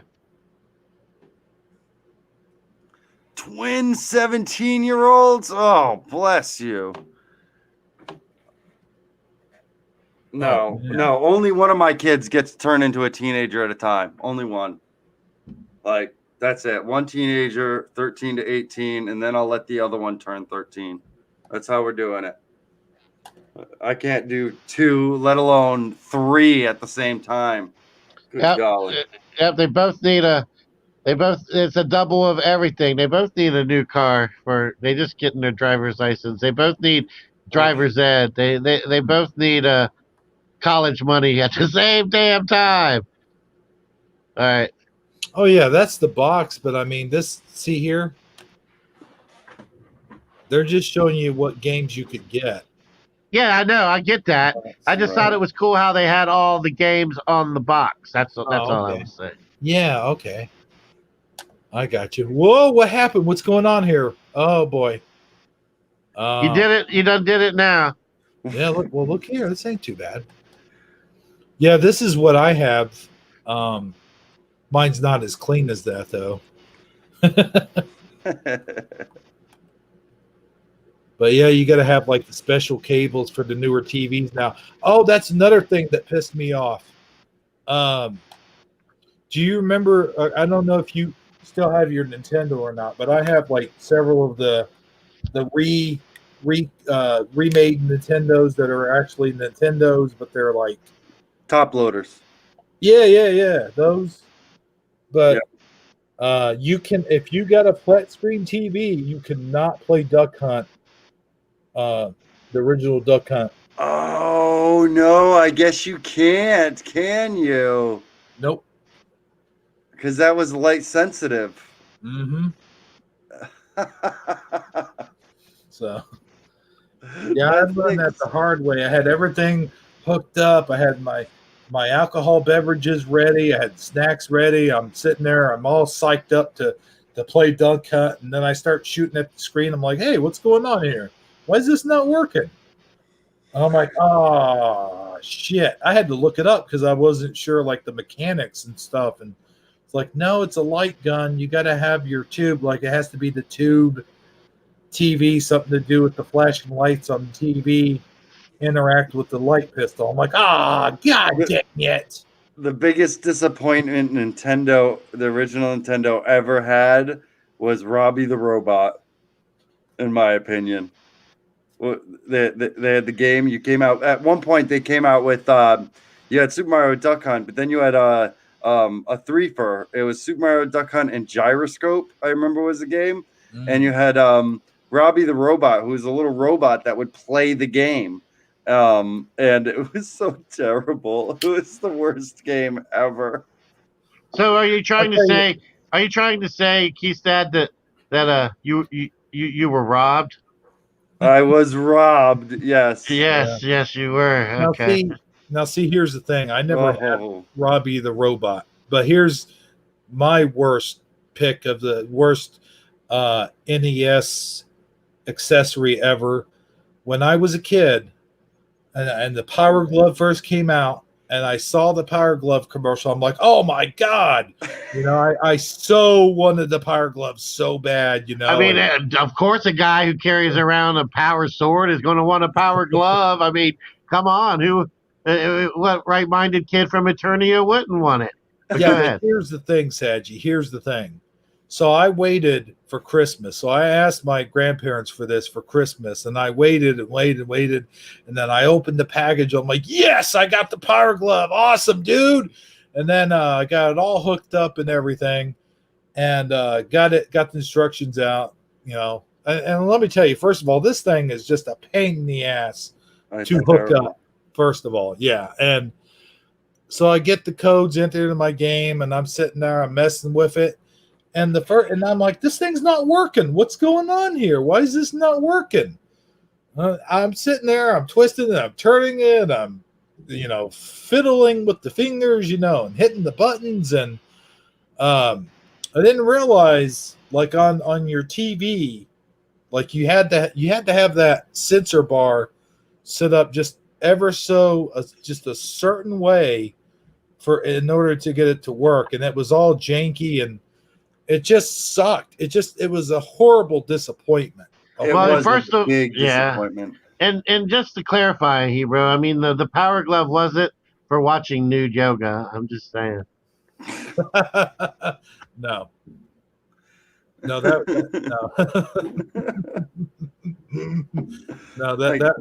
would have hurt. But no, that was quite the disappointment. But they did redeem themselves with the what do they call it? The NES Advantage. Yeah, which was the controller, but it like sat down and had a joystick, and it was the Advantage. I mean, it had the you could set rapid fire A and B buttons. It was phenomenal. I'll tell you, man, it was so cool that they actually featured it in Ghostbusters 2. Really? Oh yes, they did. Yeah, that was the controller they used for the Statue of Liberty. That's right. Yes, that is the best control. Double PlayStation DualShock controller. Nothing to the NES Advantage. Yeah, I had to get this. I got this off of eBay actually, rather cheap. It's really? Yeah, it was like I think 15. That's not bad. Wait, I had the sticker on here.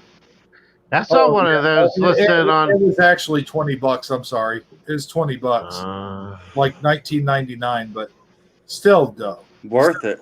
That's not. It's not bad, You got an Advantage and a top loader in Nintendo, because you know the difference between the top loader and the side loader. Top loader, you didn't have to blow into the cartridges. Oh yeah. It actually worked without having to blow into the cartridges. Yeah, oh my gosh.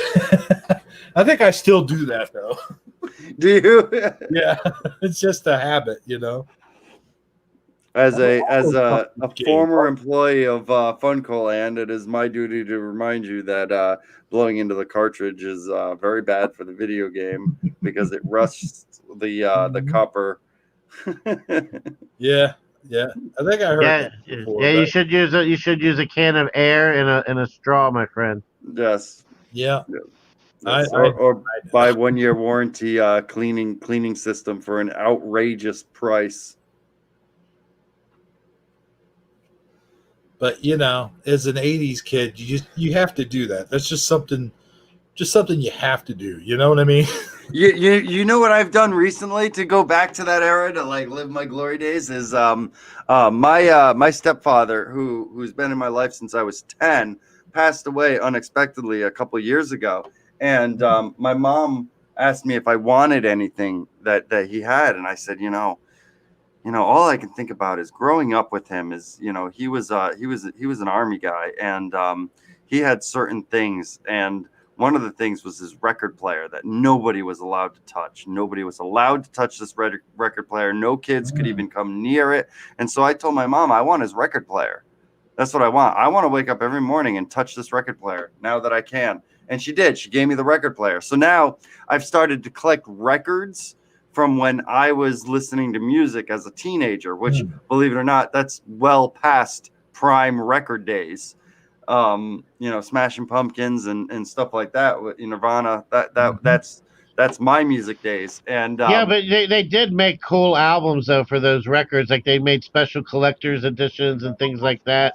So it is cool though that you're looking for those particular that age of vinyl. Because even though vinyl had kind of like died off as a mainstream format, it they're was bringing still it back. the collectibles were still they still printed limited edition special vinyls and things of that nature. No, what you don't understand is they're re-releasing a lot of this stuff in vinyl. Like I went in Target the other day and saw Michael Jackson's Thriller. Yep. Walmart carries a good deal of vinyl as well. Yeah.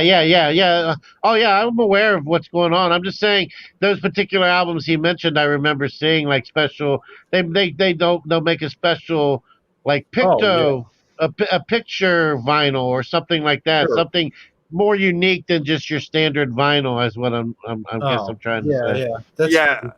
I think they released a just recently actually, and only because I've been there recently is there's a picture album of and a re-release of Britney Spears's album, and it's a picture disc. It's cool looking, but I mean I'm not buying Britney Spears.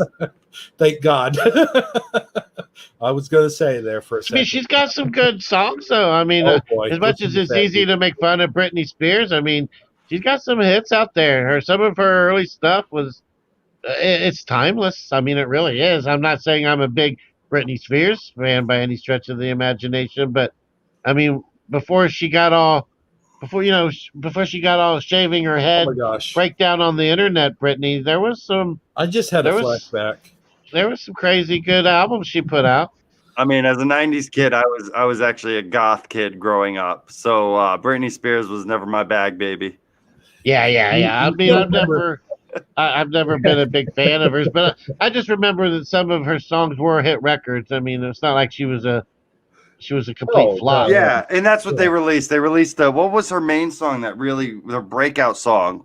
Was it Hit Me Baby One More Time? Yeah, Hit Me Baby One More Time. That's the album that they have out. It's just a picture of that album cover, which everyone knows.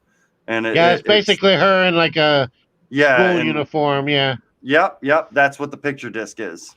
It looks really cool. I'll be honest. It looks cool. Which is not something I'm gonna buy. Yeah, I wouldn't put my hard-earned cash on that either. I don't think so. Because they're expensive. Let me ask you guys a question right quick. You guys remember Lifetime Books, like the Lifetime Books ads? They come on and say, Lifetime Books presents Rock to the 80s, or, like Rock to the 70s or something, like some shit like that, Oh, yeah. Time Life Books. Yeah, I know what you're talking about. Was it Time Life Books? I thought so. I thought it was Lifetime Books. Why am I thinking? Well, maybe it is Lifetime. I don't know. Time. Oh, wait. I'm thinking of like the Time Life. Like Time Life. You're right. Lifetime is that Woman's Channel, right? Yeah. I think so. Type O negative, Michael. See, he knows. That's exactly what I was into. Yes, my wife's favorite. She's actually got a Type O negative tattoo. I have a tattoo of Jack Skellington. Oh, really? Yeah, it's part of my Marine Corps tattoo. By the way, if any Marines are watching, happy birthday. I know there's only 12 minutes left, but happy 245th birthday. Semper Fi. Oh, yeah. I saw something on Facebook about that. Yeah, today's the only day I get, because tomorrow's my anniversary, so I don't get to celebrate Veterans Day. Veterans Day used to be the coolest thing to celebrate. You get to go to Applebee's, you get to go to all these places and live it up on Veterans Day, but not anymore. Now I gotta go take the wife out to an expensive dinner and stuff. because it's our anniversary. Totally. Oh man, I need that day back. We're gonna get a divorce and get married on a different day. Christmas. There you go. Who knows? Why not? Just give me my Veterans Day back.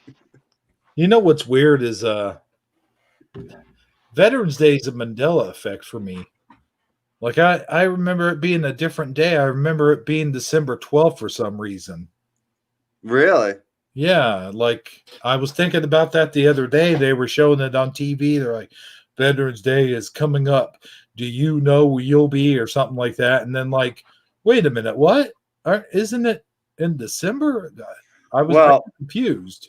Being a Rhode Islander, Rhode Island is the only state that still celebrates a particular holiday in December. It's December 7th. It's that's Pearl Harbor Day. We get the day off for Pearl Harbor Day. We still celebrate it for some. Well, the only state. Cool. Yeah, and December 7th celebrates it. Yeah, December 7th is my grandma's birthday, so I always remember that it's her birthday because of Pearl Harbor Day. So yeah. I think they still celebrate it up there. I think it's still a state holiday. Isn't there isn't like there a day there's another day though. There's another day where they celebrate actually when they stormed the beaches of Normandy. What day is that? I don't remember. Is that D-Day? It's called D-Day, but is that in June? Yeah, I think it was in June or July. I'm not sure. Let me look that up. We are June on 6th. Oh, gotcha. I gotcha. Okay. June 6th, 1944. There we go. Cool.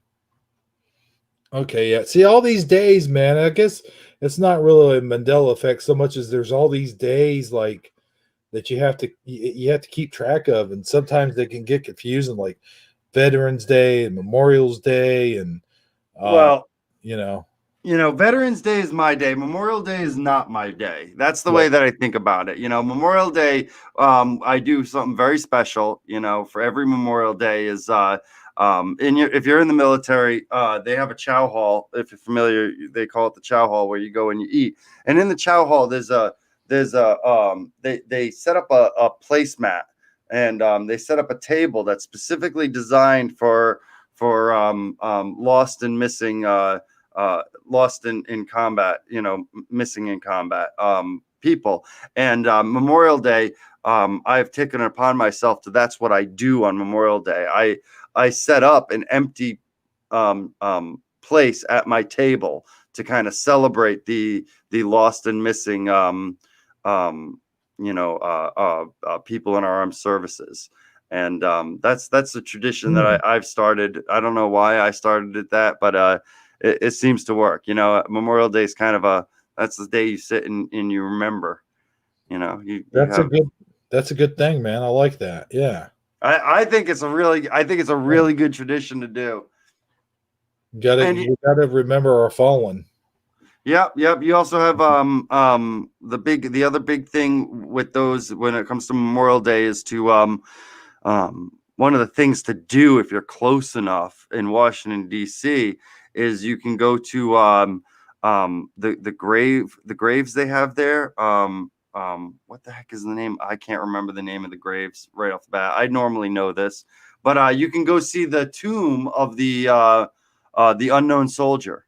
The tomb of the unknown soldier, and it's guarded by Marines all the time, constantly, 24/7, cool.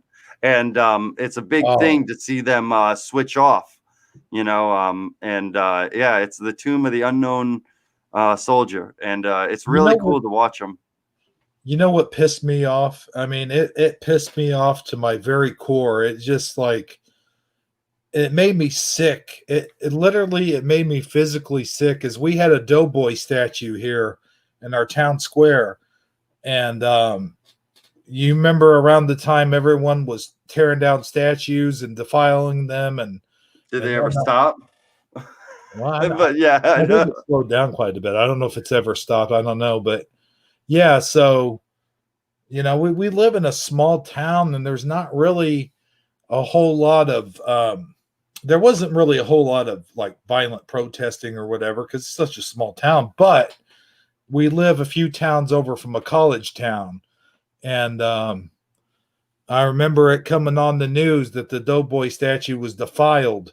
And I was like, oh man, are you kidding me? I hope they find them and hang them up by their Buster Browns or whatever, And I'm saying it nicely for on the air talk, but that's not what I had originally set out, in my head. But anyway, yeah, it's just so disgusting, man. It's like, oh, I'm glad of one thing. I'm glad like they were able to stop.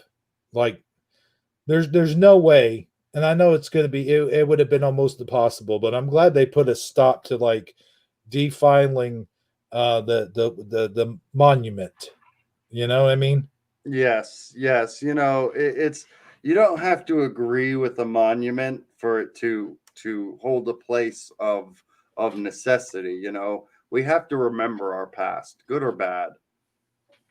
Good or bad, we have to remember it. If we don't remember it, we're doomed to repeat it. Famous wise words from I don't know who. So I mean, there's the statues of like what was it? Is it General Lee? Is that? Yeah. I mean, there's statues. We have everyone knows Mount Rushmore, but lesser known. That's what I meant. Mount Rushmore. In Georgia, they have another monument similar to that, called, I believe, Stone Mountain. I think it's in Georgia, and it's got all the Southern, like General Lee, all the Southern civil the Civil War generals and stuff like that on it, and they wanted to tear it down. I mean, this is huge. It's on a huge mountain, but they wanted to close it down, tear it down, and it's like, no, this is not something you want to tear down. Right. You don't want to delete history. Right. So yeah. Remember what yeah, I wanted actually. I was going to say there was I just want to make sure that there's like an accurate record in my local paper from about, I don't know, a month ago when I caught somebody trying to knock down my mailbox and I hung them up by their Buster Browns. And I just hope that that's accurately recorded in history so that nobody makes the same mistake again. I just think it's important. That's really all I got to say about that. Oh, okay. I think I heard that on Jaws. That's why I said it was like, remember the mayor of Jaws? He's like, we're gonna find out who. Remember when they defiled like the sign there? The woman, like the guy was caught between her cleavage. The guy, it had like it had the caption and it said "help," and there was a shark swimming in their cleavage and is going to eat them and whatever. The mayor's like, we're going to find out whoever did this, and we're going to hang them up by their Buster Brown. So that's where. I couldn't resist it. You put that ball right there where I could spike it, so I had to spike it. You sure did, man. You spiked it hard, like right into the sand. So I do appreciate that. But no, man, on a level, there's some things that happened during that time. It's just you scratch your head about it, like when they defiled the Lincoln Memorial, like, and then and then they defiled Roosevelt. Like Roosevelt did so many things for black people. I mean, like he had the first, what was it? The first black person. I'd have to look it up, but I know he did a lot for minorities. And then there was, of course, Lincoln, right? Lincoln freed the slaves. So it's like, you guys do realize you're defiling exactly what you're fighting for, against, or whatever. You know what I mean? There was all going on. I mean, you got to realize that there's a different time. There's a different time, and things were different, and we weren't as as cultured and sophisticated as we are now, we had to learn a few things. We were young and young and dumb as a nation initially. I mean, George Washington. I mean, no one. How Oh, can you yeah. say anything bad about George Washington? But the fact was, he did own slaves. Yep. You know, so what do? Do you tear down George Washington statues? Do you rip up every dollar bill that you get? I mean, the problem is people on average are a combination of good and bad. You know, nobody is all good. Nobody is all bad. Well, I mean, there's a few in history that are all bad. But I'm not going to mention it because I'll lose the game. Most people are a combination of the two. And George Washington was one of them. Lincoln was one of them too. Because little known fact about Lincoln, right? Everyone wants to talk about how politics have gotten so dirty nowadays. Lincoln ran some pretty terrible um, campaigns in his day. He was the Trump of the day. Believe it or not, he attacked. I think he accused his rival of like cross-dressing, which at the time was, huge. But yeah, Oh yeah, I mean, if you was to go back and look at the historical records and the letters and the campaign, like you listen to what they campaigned on and get into the nitty gritty of things, you will find out that more often than not, Oh, yeah. the historical account that we're given in our grade school curriculum versus what really happened, there couldn't be a vaster difference, um, between what we all can just recant from our uh, our general studies Yeah, and you versus know what? for somebody who's in a history major, at an Ivy League school, they're gonna. You couldn't have a more profound difference of recollection, if you know what I'm trying to say. Oh, yeah, and you know what? The thing is, I'm sure freeing the slaves was more of a political move on his part than it was anything else because let's face it, they all wanted to keep slaves back then. I mean, if not slaves, then at least servants. You know what I mean? Like, I'm sure it was either I'm going to sign this bill to free the slaves, or I'm going to catch all kinds of hell for it, and the Civil War is going to go on for many more years. So I'm sure that had a lot to do with it. You know. Well, in my opinion, they talk about, because when we talk about Republicans, Democrats, Lincoln freeing the slaves was Republican. The civil rights movement was pushed by Republicans. A lot of these things, and people will say, like, Democrats don't like to think that they were the party that actually wanted slavery, and so they come up with this idea that the party switched somewhere along the lines.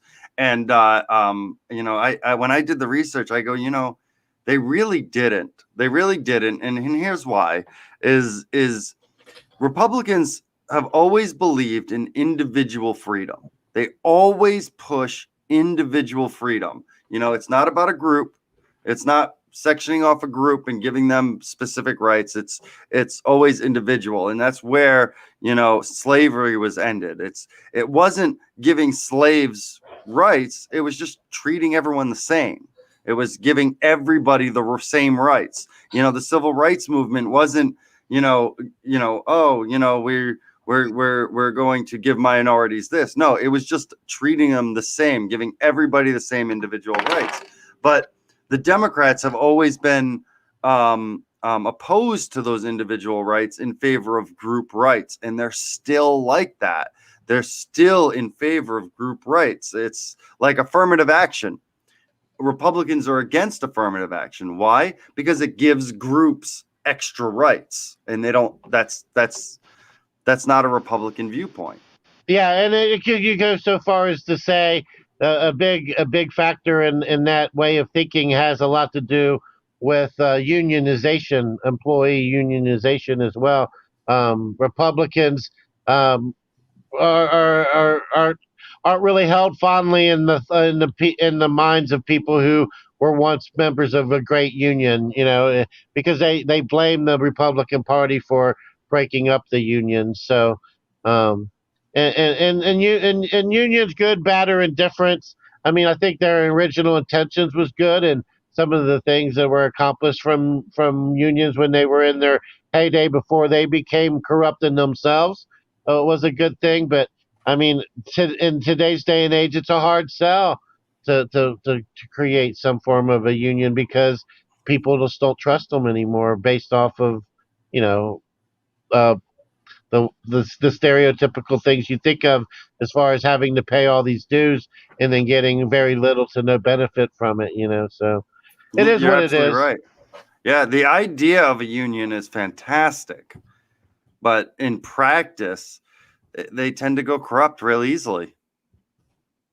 Yeah, that's just generally speaking. But that's where the whole individual group rights and the basic rights for everyone ideologies clash the most, I think, is people wanted to be able to create these special orders, these unique groups and classes that's kind of stand out and get a special privilege or testament on them to themselves. And Republicans really aren't so much for doing that. They just want to make a clean, broad scope. Everybody works off of the same general playing field, and and there's pros and cons to both ideologies, but Right. so it's not really one's right or wrong. It's how it's implemented usually is the case, and then I mean when you get into politics and you're getting into all this kind of stuff anyway, then anytime you're looking at a bill, I mean, they make it sound like such a fun, positive, thing that you're voting for, but then you have all of these like dovetailed underlying things that get added on and swept onto it that you think you're. Yeah, like for example, the Green New Deal. Well, man, that sounds pretty cool. It's green, it's new, it's a deal. Let's do it.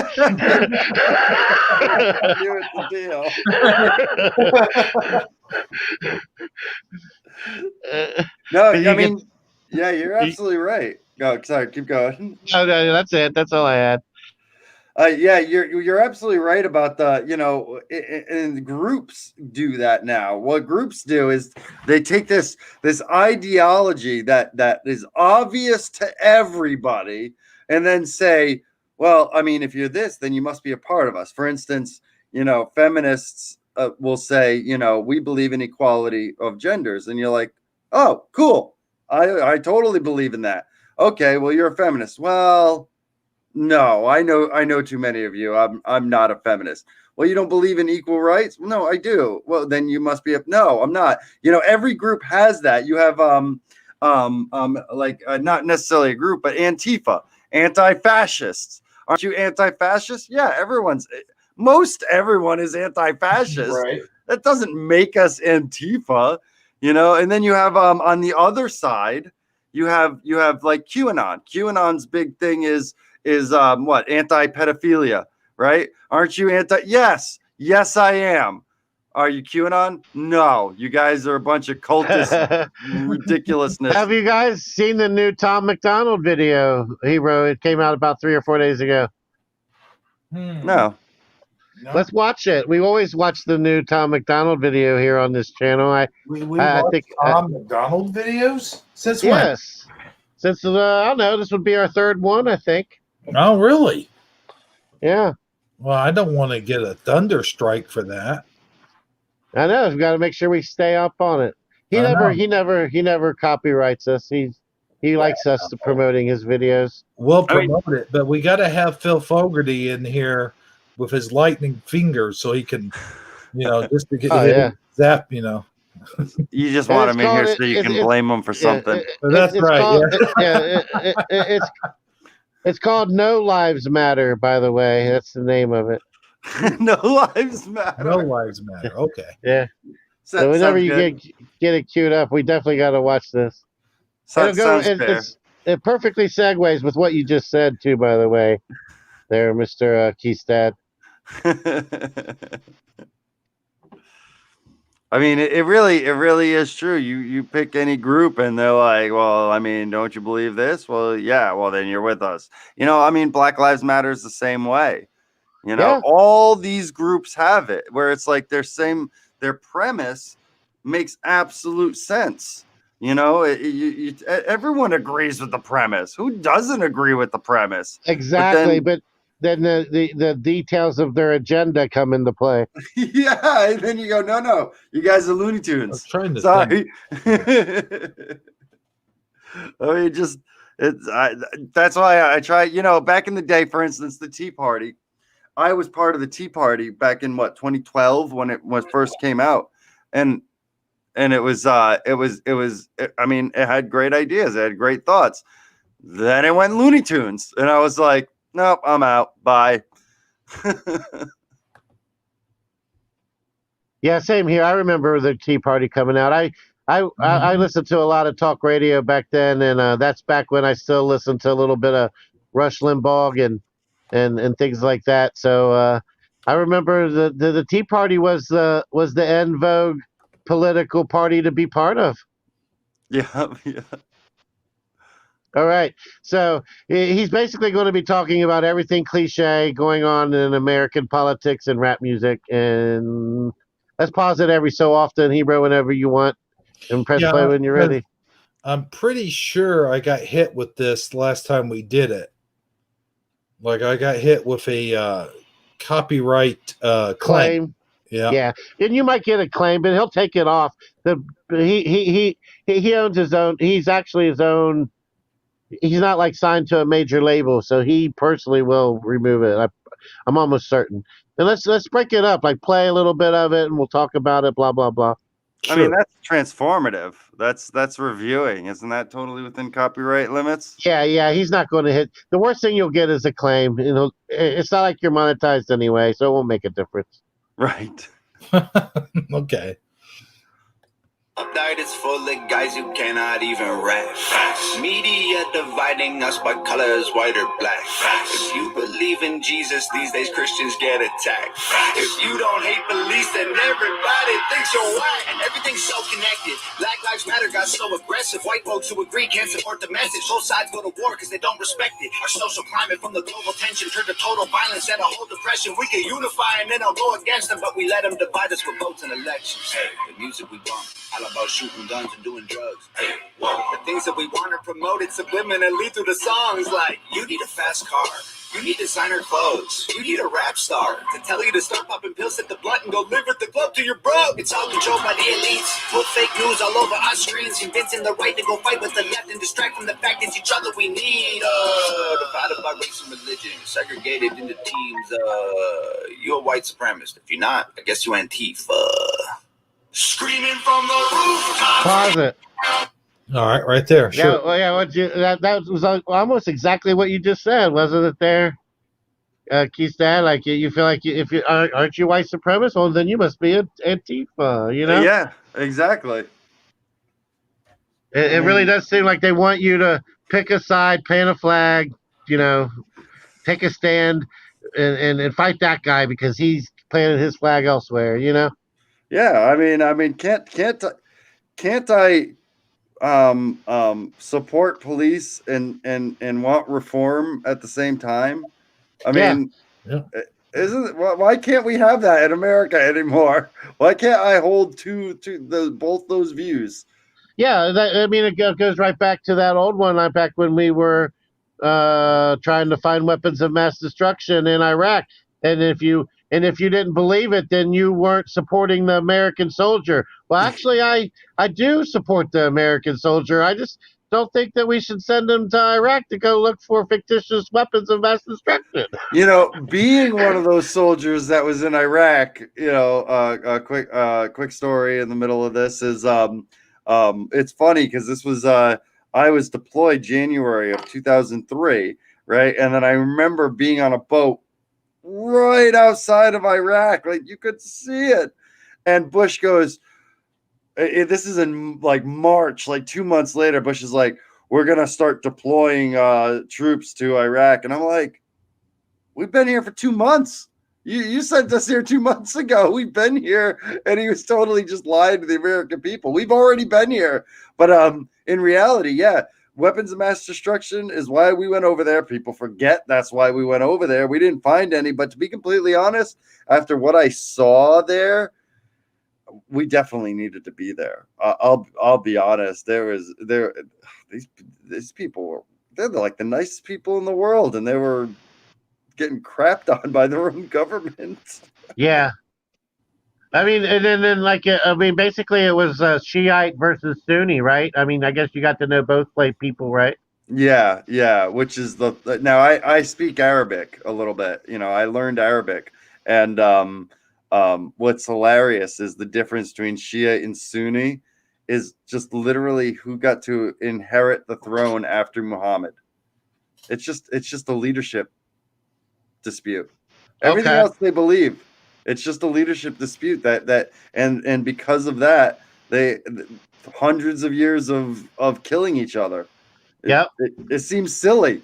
It's basically Hatfield and McCoy, but it's Arabic version, you might say. Exactly. Yes, that's exactly what it is. I was like, sorry, go ahead. Hey, no problem. No, I like that. I liked hearing that side of it because you rarely ever get to hear it from a soldier's point of view. It's always just a bunch of civilians who have no idea what the heck they're talking about.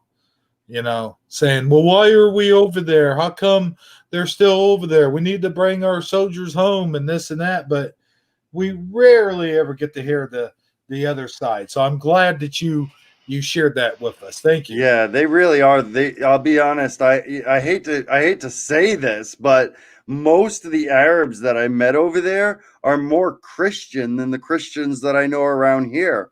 It's a bizarre, like if you were to knock on their door and say, "Look, man, I'm hungry. I have no food." They will literally invite you in and feed you and give you food to go, and heck, they might even give you their car. Like they are ridiculously nice.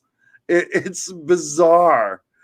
In some of those areas there, while here, you knock on someone's door and Right. say you're hungry. I mean, you're just gonna think that you're a Jehovah's Witness and slam the door on you.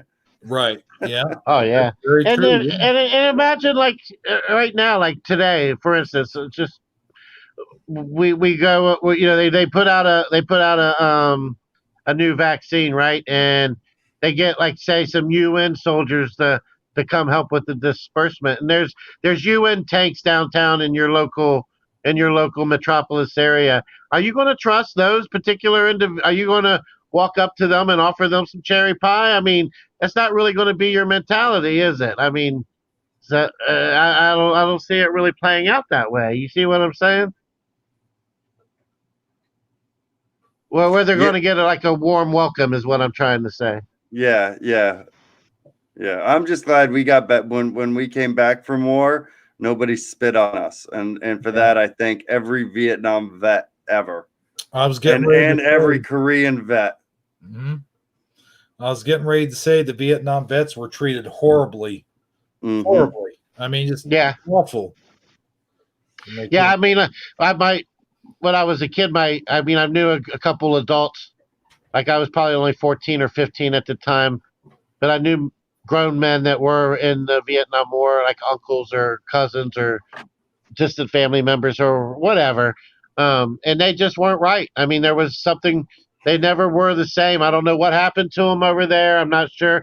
None of them really ever really, I'm sure you're familiar that they don't generally like to talk about the whatever it was that happened, the carnage they witnessed or whatever. But the PTSD is definitely a real thing, and you've seen that they such a case, and then to have to, on top of that, to come home and not get a hero's welcome is just Yeah, it's just wrong.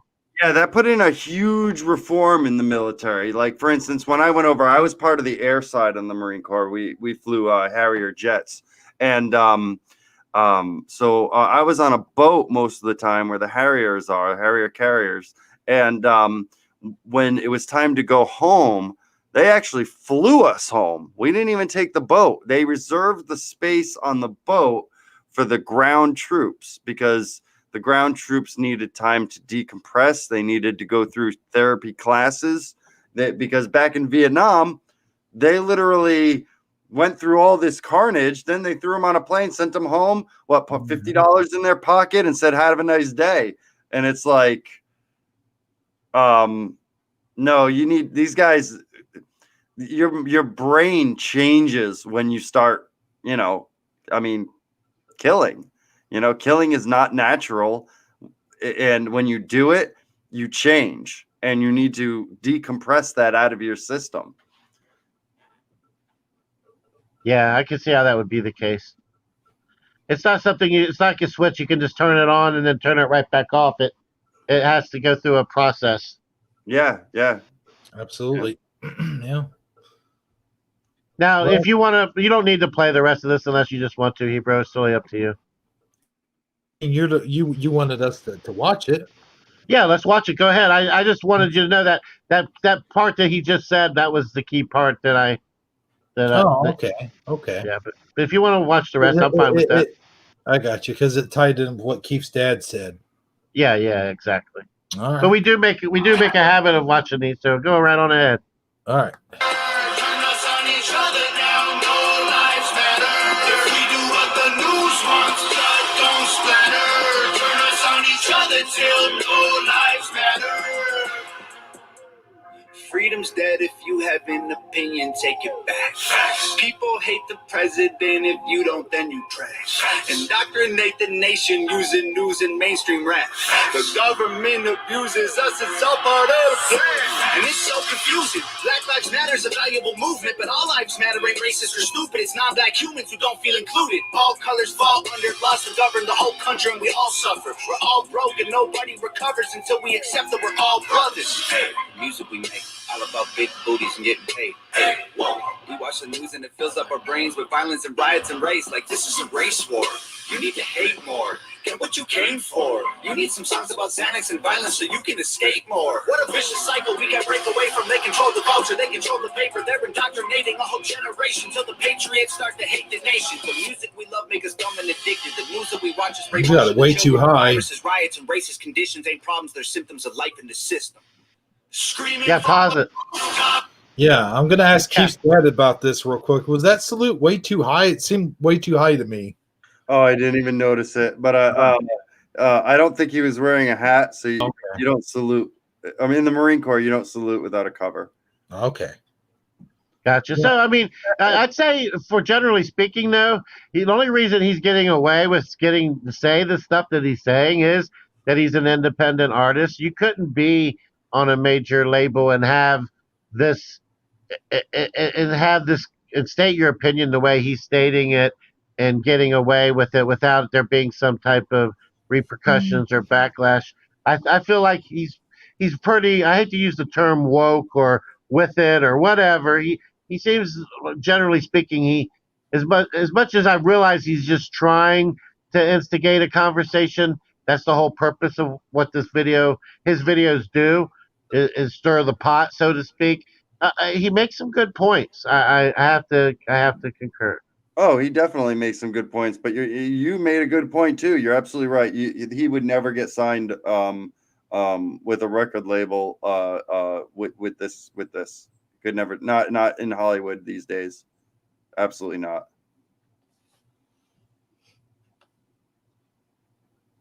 Which I think, I'm sorry, Oh, which is key to, but that's what makes him successful at the same time.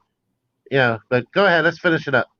Turn us on each other now, no lives matter. If we do what the news wants, blood don't splatter. Turn us on each other till no lives matter. The music will make you dawn, the media makes you hate, and they control them both. There ain't no escape. They put the world in a state of chaos, economy crashing and massive layoffs. Black against white, or it's left versus right. Divide and conquer, and control is the payoff. Screaming from the rooftops, beat down batter. Turn us on each other now, no lives matter. If we do what the news wants, blood don't splatter. Turn us on each other till no lives matter. now I got a question. I want to see when this was. When did he come out with this? Is this recent? Yeah, just in the past week or so. Okay. To say down there, should have the date. November 6th. Yep. It was election day, yeah. Oh, okay. I see. Yeah, well, that was Tom McDonald. That's his name? Yep. Yep. MacDonald. All right. Well, just as long as he knows we're sharing this, that's all that matters. Well, yeah, in that, no lives. Exactly. All right. So there you have it. There's that one. If you want to see some real singing, go to the Keith's Dad channel. No, I'm joking. This guy blows me out of the water with his talent. I mean, I'm not. I'll be honest. I mean, I'm not big into rap, but I did enjoy that. I like the chorus on it that he put in, the hook that he threw into that song. But yeah, I would. That's one of those videos that I'd love to read the comments page. Like that's the. Sagi over here used to be a rapper. Oh, really, Sagi? Oh yeah, I mean, growing up, I used to. I was a DJ / rapper. I DJ'd birthday parties, bar mitzvahs, you name it. I mean, I also worked in a club and also did sound for rock bands, and I also wrote and produced about 3 different hip hop albums. But this was all back in the like 96 to 2006 time frame. Anytime after about 2007, I was pretty much retired, and I didn't make any. I quit making and doing things. I got married and settled down, and all those kind of things. But yeah, I used to do all that stuff when I was younger. So you're ready to drop the mic on us now? Definitely not ready to do it right now. Yeah, no. I do want to share one final video before we get out of here. It's the last Mandela Effect community video I put out. It wasn't as funny as the video I had you and Keith, by the way. And I'm not saying that just because you're on here. I'm saying it because I honestly think so. I think so. Yeah. What did you think of that? Have you seen that one, Sagi, the last one? That would be a negative 10-4, good buddy. Hey, remember, don't say good buddy. Remember? Oh, well, yeah. Jalapeno poppin' partner. Wait, that don't sound right either. That's not that feeling that Keith's dad had when we were walking through the woods. Yeah. Yeah, that felt a little too Brokeback Mountain-esque. Let's see here. I gotta say, this show is getting really gay. Well, I ambiguously decline, I guess. Just say negative. Okay, yeah. No, I haven't seen it. Yeah, there you go. I'm not familiar with that particular video. Oh man. Negative Ghost Rider. Hey, Mr. Keith's dad, have you seen it? I have not seen it. No. All right. Well, here I go. Has anybody seen it besides you? Is what I was. Have you made it? Have you brought it out into the public forum, or is this like doing its debut? Oh, I think this is a world premiere. Okay. Well, then that explains it. I don't know about that. No, it's been out there. Yesterday. You put it out yesterday. Yeah, I did. I went in. I did watch it, but I didn't watch it. I went in, gave it a like, watched it, but I didn't watch it. So okay. It's got almost as much views as the first one. It's got 2, huh? Yeah, very funny. Well, I do my duty, Hebrew. I go in, I click like on all the videos and watch them. Try to comment if I can. That's what we do. that's how I play. Okay, well, hey, I appreciate the honesty at least. Although I did watch the previous 2. Oh, okay. Because I was in them. Yeah, well, of course. You got to watch the ones you're in. Why would you not? Not only did I watch them, I sent as many people as I could to go watch them. Hey, look at this! Check this out! I'm in this dude's video. Yeah. Oh man. Oh, I'll repost it here in a minute, Michael Fontaine. But no, seriously though, here's that.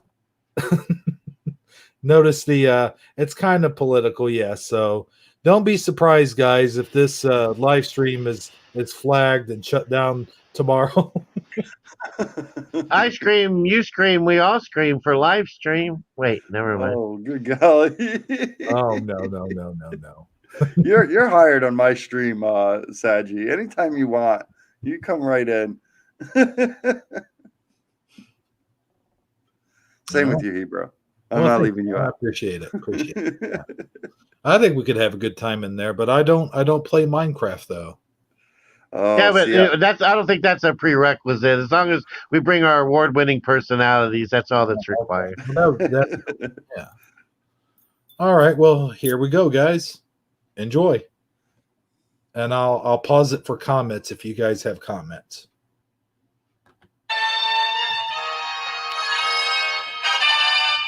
Hello, I'm Philip Hessman for Channel 6 News, and as you see behind me, a slew of Biden supporters have come out here today as Joe Biden is the president-elect. There's 3 of them. Woo, hey, woo, Joe Biden, ha-ha! Despite the complaints. I don't believe it. They're not 6 feet apart in their cars. Do what now? Yeah, and they're not wearing masks. Yeah, not wearing masks, not 6 feet apart. They're not in their cars. This is a false flag. It's fake news. As he was reported saying that this election was a complete fraud, that there's been election fraud of the many, yet there is no evidence whatsoever of this supposed. Hey, what's going on here? But don't mind us. As I was saying, all right, let's get it. I was saying, despite the lack of evidence, there is any fraud whatsoever. Boy, this thing sure is heavy. What the heck? Hey, come on, guys. I am trying to do Starbucks. All right, yeah. Wait, Starbucks is closed. Oh, yeah, no. Drive-thru is open. All right, yeah. Do you mind? I'm trying to do a news report here. Oh, I'm sorry, but this thing is pretty heavy. Do you mind? Fine.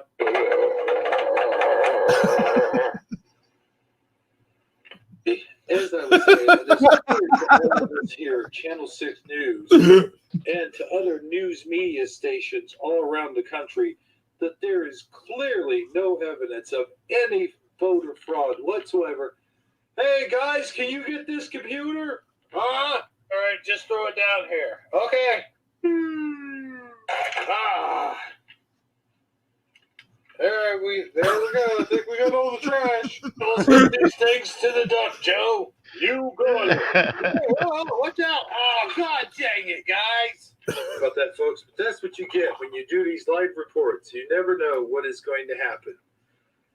Anyway, despite all of the reports that Donald Trump is trying to insinuate that the election has been rigged, there is no clear evidence to the contrary.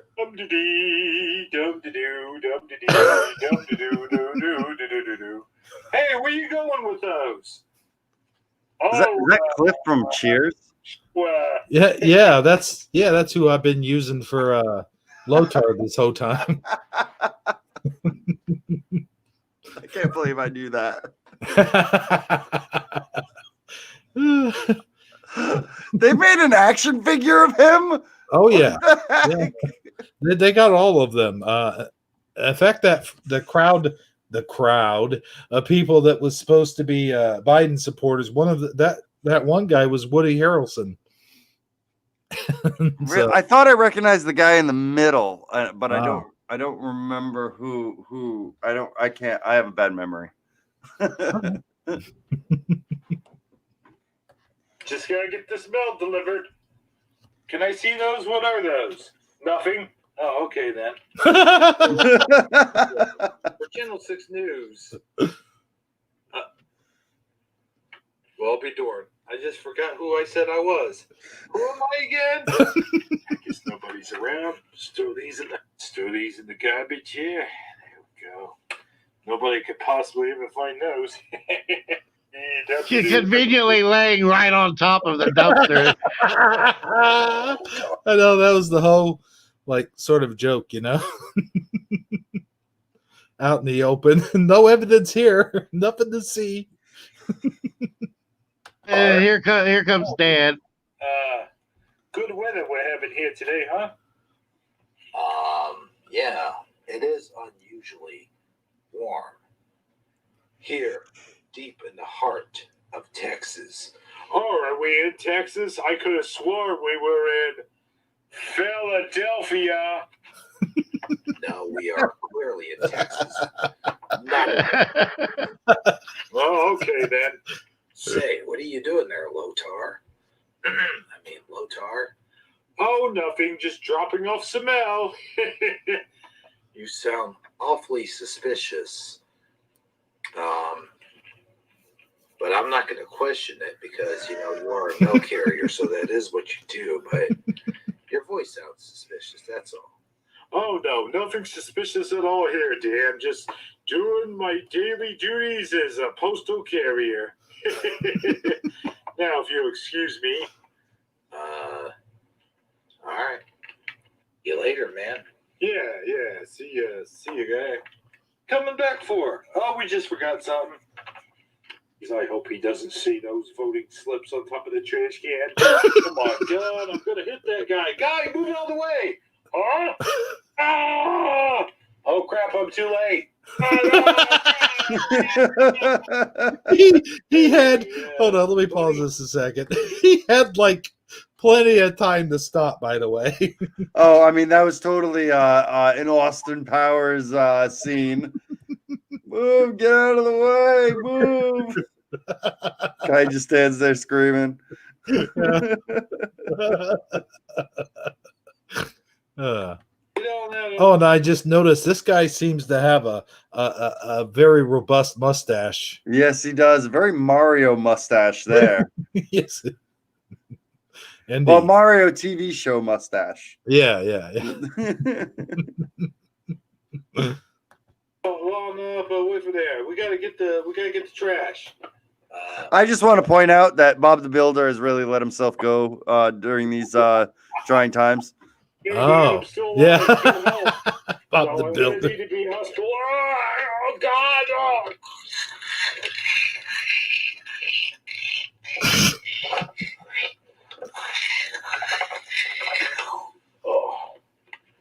Well, you're probably not alive now, bud. See ya. Oh my God! They killed Lotar. Oh no, Lotar is clearly dead and not ever coming back for not another episode. What are those assholes doing up on the garden? See anything? Well, I didn't. I'm going to expose you frauds for who you are. No, you're not. Yes, I am. No, you're not. Yes, I am. No, you're not. Yes, I am. No, you're not. Yes, I am. No, you're not. Yes, I am. Hey, what's that over there? Huh? What over where? So long, sucker. Oh, my God. Hey, bro, I think you just fell for the oldest trick in the book. Oh, did I? Oh, no. Let me guess. Oh, dang it. I was finally going to expose those voter frauds for the frauds that they are. Well, you want to go get some ice cream? Do I? That's good. What a beautiful day right here in the heart of Nevada. Hey, Sagi. We're actually right here in the good old heart of Pennsylvania. You want to go buy some Amish goods? No, thanks. Wait a minute. What do you mean we're right here in the heart of Pennsylvania? What do you mean? What do I mean? We're right here in the heart of Pennsylvania. What do you mean? What do I mean? We're right here in the heart of Pennsylvania. I think you're being lied to, Sagi. Who the heck told you that you were in Arizona? I don't know, Arbor. I must have jumped through some kind of weird hoop or something. I mean, portal. As we are in Pennsylvania. Sandy, you live in Pennsylvania too? Well, of course I do, silly Armor. How did you not know that? I thought you were from Jersey. Now everybody knows that Jersey is the clean state. Wink. But this is a huge mystery, and only me and Teresa can solve it. Well, what do you mean only you and Teresa can solve it? We're not going to do that bit again in the same show, okay, Sagi? Okay, we say so. There's something around in Pennsylvania, and it has to do with Miller fraud and whatnot have you. And we are going to stay right here. We're not moving from this spot, and we're gonna do our research, and we're gonna do our findings and our detective work, and we're not going to stop, and we're not going to go anywhere until we get to the bare root of the problem. Hey, party people, you guys want to go get some ice cream? Oh yeah, sure thing. Scream something. Ice cream.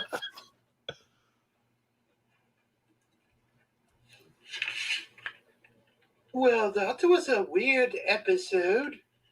Joan Steen? Well, now I've seen everything. Do. All right. There you go. Oh, when in doubt, go get ice cream. That is life hack number 1 right there. Yeah, that For was a sure. great episode, man. I'm glad I watched it with you guys. Oh yeah, you got the genuine sort of like reaction, you know? I do think initially he said that he was in Arizona and then it switched to Nevada or vice versa. Mm-hmm. So I was Yeah. like, wait, what state are we in? We just kept switching states. I think that was done, you know, said strategically, sort of. Yeah. Yeah, you mentioned all the key states besides Arizona that have voting controversies going on right now. I mean, do you guys? I don't know if you do it, but when to check the election results, I just go to Google and I type in election results, right? Hmm. And it this is a surprise. What I mean, Alaska, they haven't called Alaska yet, and I mean this is extremely obvious, and I'm just saying they haven't called Alaska. Well, it's like 60% Trump. 70% are reporting in. It's absolutely ridiculous on Trump's side, and they haven't called Alaska yet. What is the deal with that? Oh yeah, but if it was 51% Biden, they would have called it like days ago. Well, during the election, because I streamed this, is Washington, right when the West Coast started closing, Washington came up. Washington, Oregon, and California came up, and they immediately went blue. And it was funny because I looked at the Washington numbers, and Trump was ahead. I'm like, wait, Trump was ahead, but they already called it blue. Now, obviously, it was going to go blue, but I was a little surprised that they called that a little early. Yeah. Here's the thing, man. Trump was ahead in Pennsylvania by a large margin. And then all of a sudden, just as he started talking, like he was giving the speech of how things were going, like something, he's like, hey, wait a minute, something's not right here, and then I can't do his voice, but yeah, he was like, something's not right here. And then just as soon as he was saying that, no sooner did he say that, it started dropping rapidly. Like he was down by several thousand votes. It's like, wait, what? He was ahead 600,000 votes. Yeah. In Pennsylvania. Yeah. He was ahead 600,000. Now, I understand the whole, they weren't allowed to count the mail-in votes until the day of the election. But I mean, we were talking 600,000 that had to be made up. And yes, I understand most of them, or a majority would have been for Biden, but it's not like they were all for Biden, but It seemed like they were all for Biden. Mm-hmm. Yeah. I that one surprised me. I made a little prediction map when I streamed it. I made a little prediction map, and I said, they called the blue wall, but honestly, I don't know. I don't see that blue wall holding, which was Wisconsin, Michigan, and Pennsylvania. And so I actually gave Trump Pennsylvania and Michigan. And when I went to bed that night, the map looked exactly like what I predicted. And then I woke up the next morning and it was like a whole different map. Mm-hmm. Yeah, it really is funny. I mean, I guess I was watching. I don't know if you're familiar with a YouTube channel called Timcast.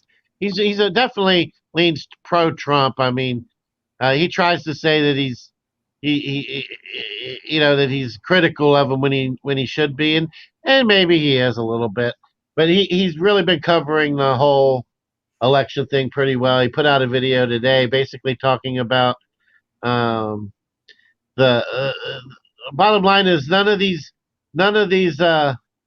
states have been certified as of yet. Like I guess the Electoral College meets on December the 20th, and that's when they actually cast the vote and do the certification.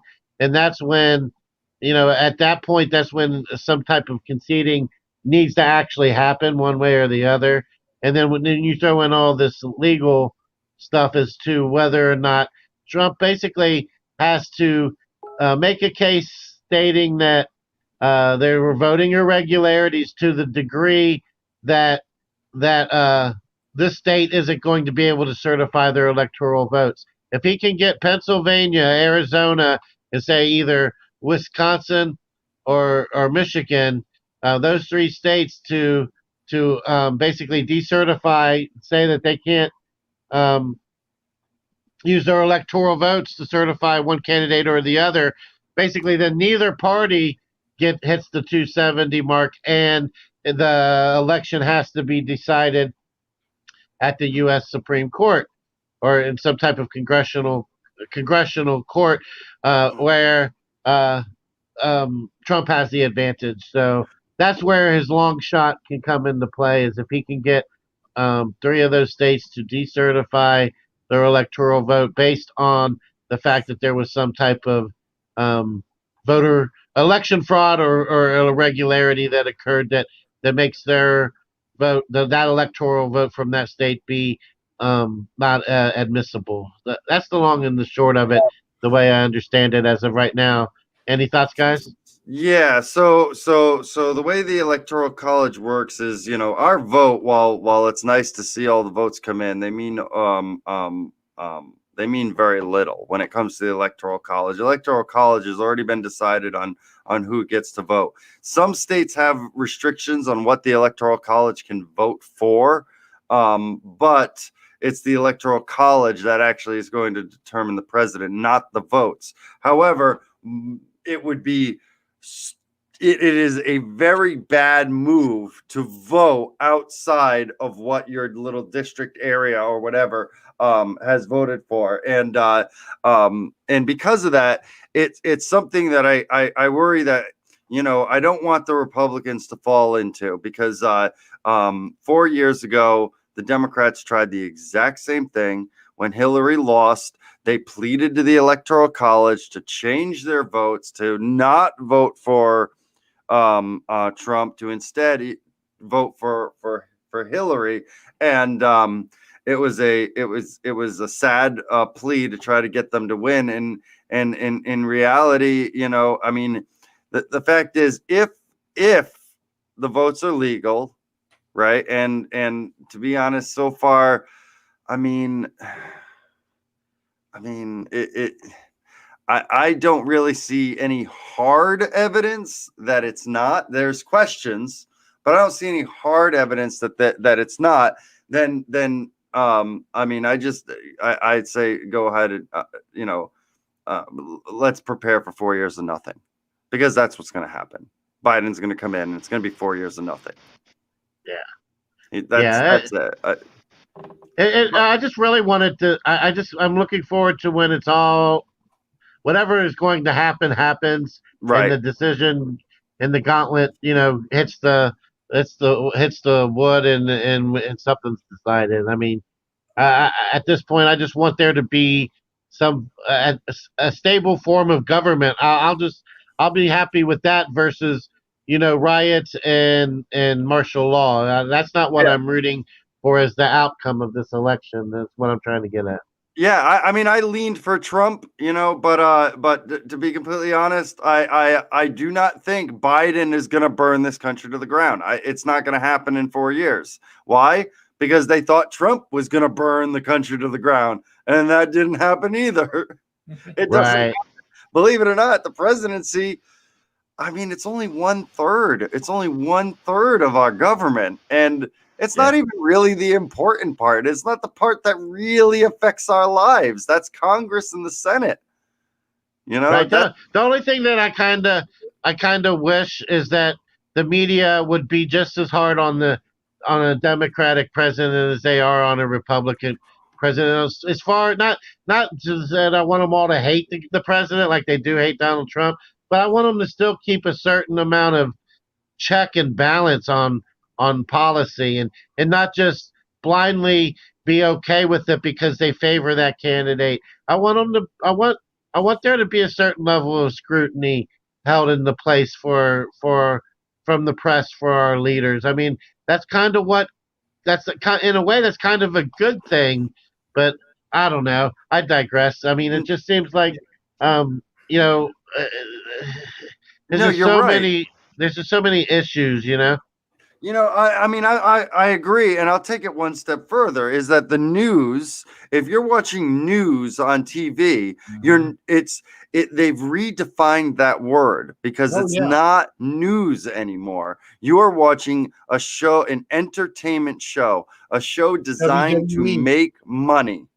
Yep. And that means they're going to show you a 10-second clip, and then they're going to bring on 6 to 8 opinionists to talk about that clip for 30 minutes. That's not news. That's not news. And I can't watch any of that. That's news entertainment. That's news entertainment. Yes. Right. Infotainment. They'll like to there call you it. Go. Infotainment. Yeah, I like that. Yeah. Yeah. But I mean, it's hard to really get away from it. I mean, this election, I watched shows. I watched shows, and it's funny because I watched the debates, and it's funny because I was talking to my mom with my aunt there, and they're both they were both big Trump fans, and they go I watched the debate. Do you know what TV station I watched the debate on? And they go, Fox News. And I was like, no, I didn't watch it on Fox News. Oh, you watched it on CNN? No, I didn't watch it on CNN. Well, what did you watch it on? And I go, I watched it on C-SPAN, news. Yeah. Because they actually just show you the thing and don't talk over it. Yeah, they just show you the thing. That's all I wanted to see was the thing, right. And what I also did. Go ahead. I wanted to real quick. I wanted to interject that it's kind of like I equivalent it with watching professional wrestling with somebody who doesn't realize that it's fake. Like if it's one thing to watch the news and realize you're watching fake news and be totally like, okay, I'm going to sit down and watch some fake news and see what fake news is talking about. Yeah, I realize that it's fake. I know I'm not going to let it hypnotize me and sway my opinion, but I at least want to hear what these motherfuckers are coming up with. You're totally right. They're totally right, and they do it. They do it so coyly. It's I mean, I don't talk about religion very much, but it's very similar to the first story in Genesis with the serpent and Eve is that the serpent and this is what I find very interesting about the story is that the serpent never told a lie in speaking with Eve. He told the truth. That's how he deceived Eve with the truth. It was diabolically genius on how he did it. the truth can be spun in such a way to create a false in a satirical way as well. I mean, just as easily. You're right. Yep. You know, they use facts. You know, CNN uses facts. Fox News uses facts, but they throw it at you in such a ridiculous way. Like, for instance, watch this clip of Trump saying that there were good people on both sides in Charlottesville, and he's talking about white supremacists. But they won't let that clip run where he says, and I'm not talking about white supremacists. Like, which is what he says immediately afterwards. It's like, Right? Yeah. They always take it out of context and and decipher the information to make it look to plead their case or their narrative or whatever agenda they're pushing. That is so true. and it's both sides. Both sides do it. Both sides. It's You know Yeah, scary. what's funny for sure. here lately is like after the election was falsely called or whatever you want to call it, maybe not falsely called, but the election was not even like all the counts didn't come in, whatever. And Fox News is like, oh yeah, Biden's the winner, blah blah blah, and they were like Biden this and Biden that, and Biden does this and Trump's like I showed in my video. There's absolutely zero evidence of Trump or of their them stealing the election. There's absolutely no evidence, but so after with all that being said, there's a lot of people now turning against Fox News, and even people who are on Fox News. Like I applauded Tucker Carlson when he came on and spoke against Fox News while he was on Fox News. I was like surprised that he was allowed to get by with that, And the other thing that I really kind of I'm the most fearful of right now, like hot topic, like issue, I guess, or thing that's happening is something's going to have to give on this whole social media censorship. Like Oh yeah. you can't have a viewpoint that doesn't go along with the the mainstream viewpoint, or you get shut down, censored, or a label put on it, like fact checking thing. And where these fact checkers are corrupt as well. They're all in on the gig as well. So it's just like what as much as I don't want everybody to have the same opinion. I want No. I want everybody to be able to equally share their voice. Every voice should be equally allowed to be discerned from. And if you're talking a bunch of crap and nobody likes what you got to say, then the organic process happens and you don't get any likes or views. But if you're speaking a truth, no matter whose truth it is, if it's the truth, it's the truth, it's the truth. And if people resonate with it and want to like it and prop it up and give it more views, then it should rightfully get those views. It shouldn't be censored or shadow banned or whatever the word is. You guys know what I'm trying to say.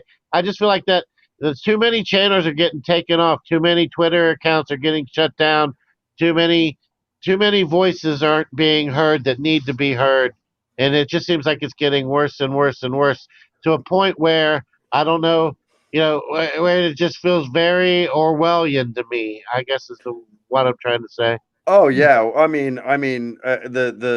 new speak and the double speak is it's becoming strong, and it's always lingered around when you're talking about, like, is that what you're talking about with Orwellian?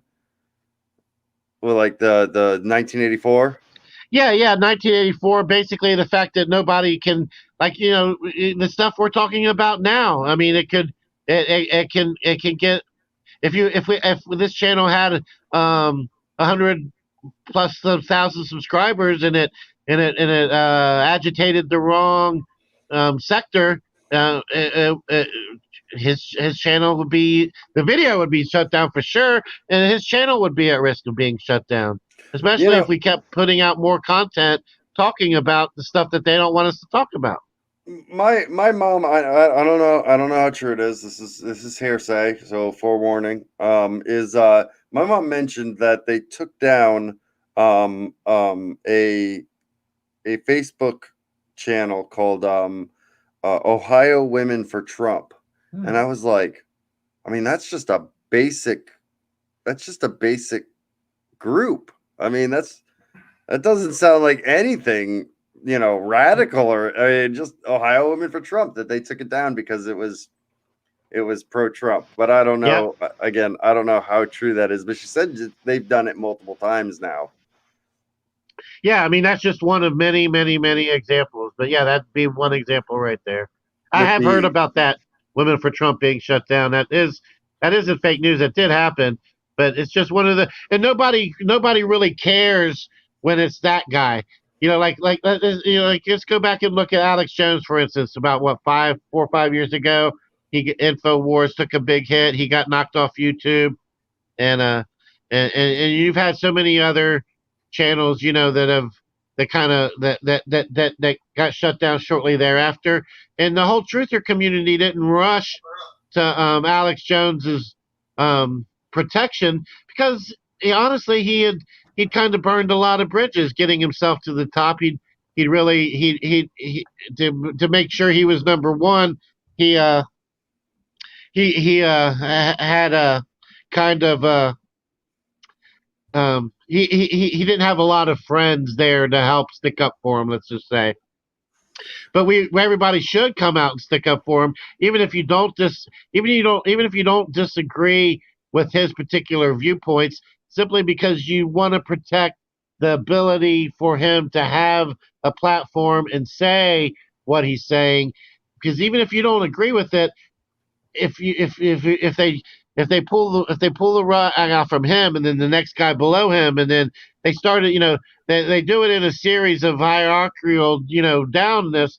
You of course you start with the toughest guy in jail, right? You beat him up first to keep, to give yourself a stronger reputation, when you first arrive. But then what I'm trying to get at, all of that I'm saying is eventually if you don't stick up and take a stand for that guy, then there's one less person when they show up for you to take a stand for you when they finally get down to you. So basically what I'm trying to say is if you don't stick up for even the people you don't agree with just to protect the right to say it, when everybody loses their right, it's too late to have that. Now it's too late to speak up. It's if there is no pulpit left to stand on, then nobody's going to stand on it. You see what I'm saying? No, you're exactly right. For instance, I'm a Marine. You'll never catch me burning a flag unless it's to retire a flag. That's the only reason for me, that I would ever see to burn a flag. However, that said, I will defend to the death the ability to burn the flag. However you want. That is a freedom of speech. That is a freedom that even though I don't agree with, I'll defend it. I had no problem defending it, because you start taking that stuff away, and then they slowly take away your other freedoms, and they do that. That's what they do. They slowly take away. You don't even realize that it's happening. For instance, China is a good example of this. Did you know China has in their constitution the freedom of speech? No, I didn't know that. They do. They are awarded the freedom of speech. Everyone knows they do not have the freedom of speech in China. In fact, Minecraft, their internet is so highly controlled that Minecraft had to put out a separate version just for China, because the Chinese government would not let Chinese players play with the outside world. Oh, wow. Yeah, they did. And I'm on a different multi-platform games that I've played throughout. I mean, I'm not playing anyone right now, but I have over the years where you couldn't put links in like the global chat because of the other countries there. They didn't want. All you could do is type in a message. You couldn't put a link to an image. Couldn't put an image or a link because they didn't want their particular country to be able to get access to those links. You know what I'm saying? That just to keep it from possibly happening where something I might post would be anti against that particular country's politics or whatever. You know what I mean?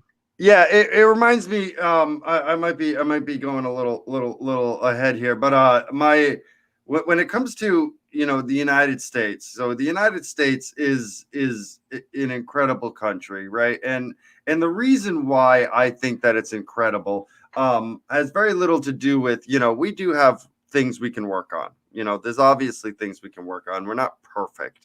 And not to mention, we're not going to be number one in really anything. That's not the point. But the difference is when it comes to the freedoms that we have, and we're not the only ones with freedoms. Canada has freedoms, Europe has freedoms. Everyone has freedoms. But in the United States, we do things a little differently.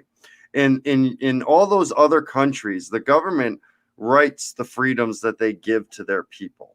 These are the freedoms we're giving you. In Europe, in the UK, that's what they do. In Canada, that's what they do.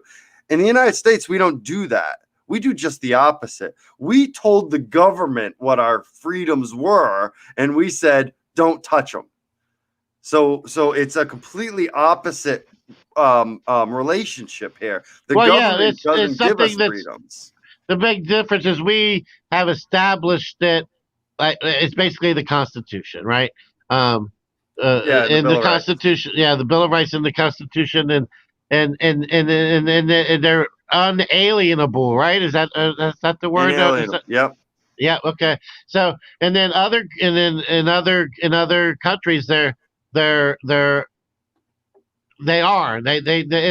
getting an exemption or a permission to have this, but it can be withdrawn. That's the difference. You have a right, but we can change it. And basically, the next leader can come along, can draft up a new policy and make a new provision and slightly alter what you can or can't do, where it's not unalienable. It can't be affected. But even here, we're seeing, like with this whole epidemic and these quote unquote mandates of getting fined for not wearing a mask or social distancing and all that kind of stuff is testing some of these rights. And it always seems like that doesn't mean we just can lay down and assume we're always going to have them. Exactly.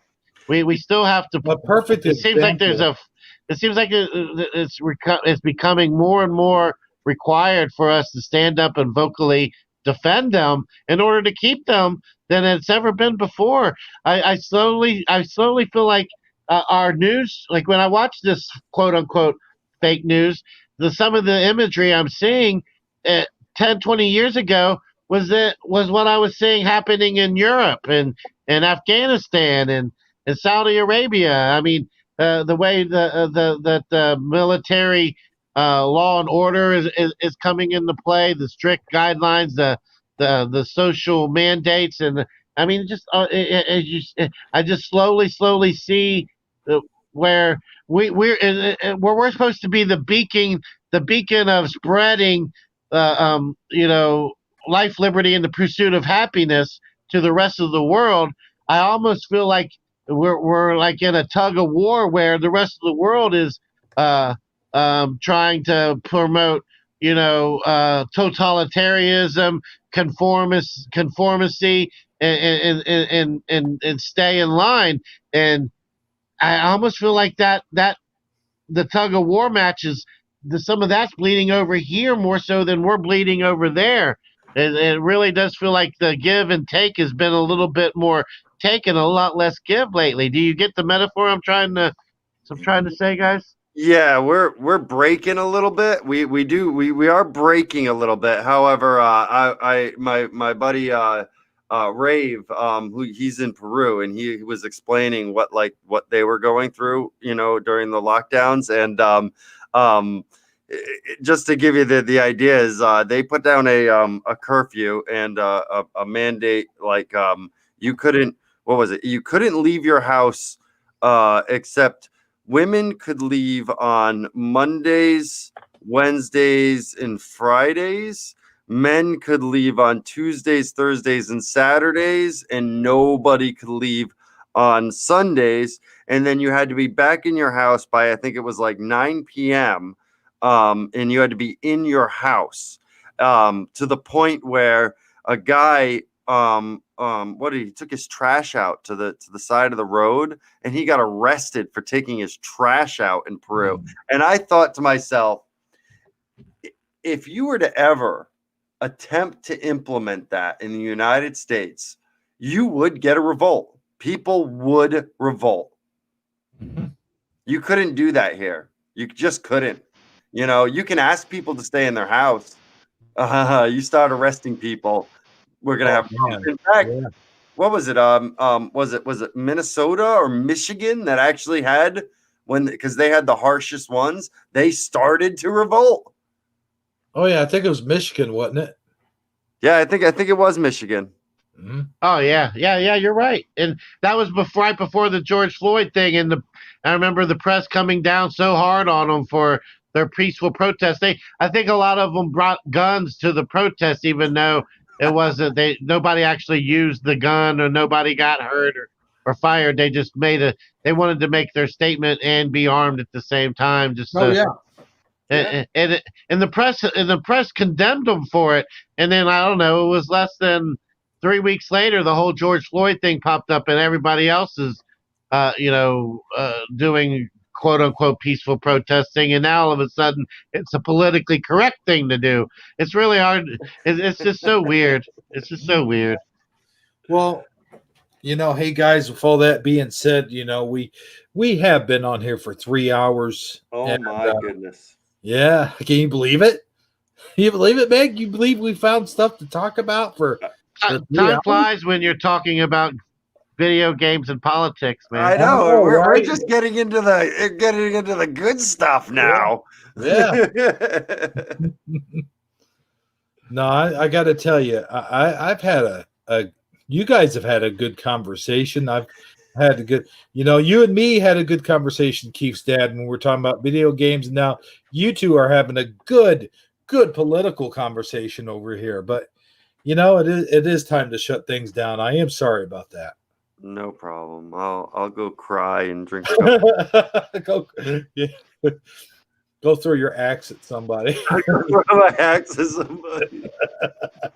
I'll go make it rain somewhere. I do want to say it has been fun having you on today, Keith. Maybe we can do it more regularly. Yeah. I enjoy it.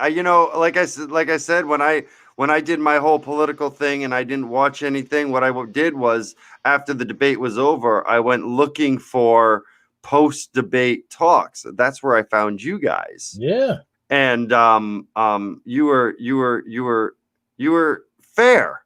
You were fair. I enjoyed listening to you, and I was like, oh, these guys are pretty fair to both candidates. They lean somewhere, but they're fair, and I thought that was awesome. And that's where I was.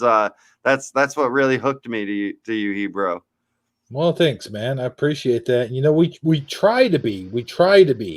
And you know what? That's really what I hope happens, is that whatever the outcome of this election is, at the end of the day, everybody feels like it was fairly reviewed in the courts and everything, that we can still have some type of faith in the political process to work itself out, and that it does somehow come to at the end where both parties involved can feel like, okay, we were able to figure it out and figure out who actually won rightfully, and everybody, even though they don't like the fact that whoever their candidate is didn't win, they can accept the fact that it was justly called.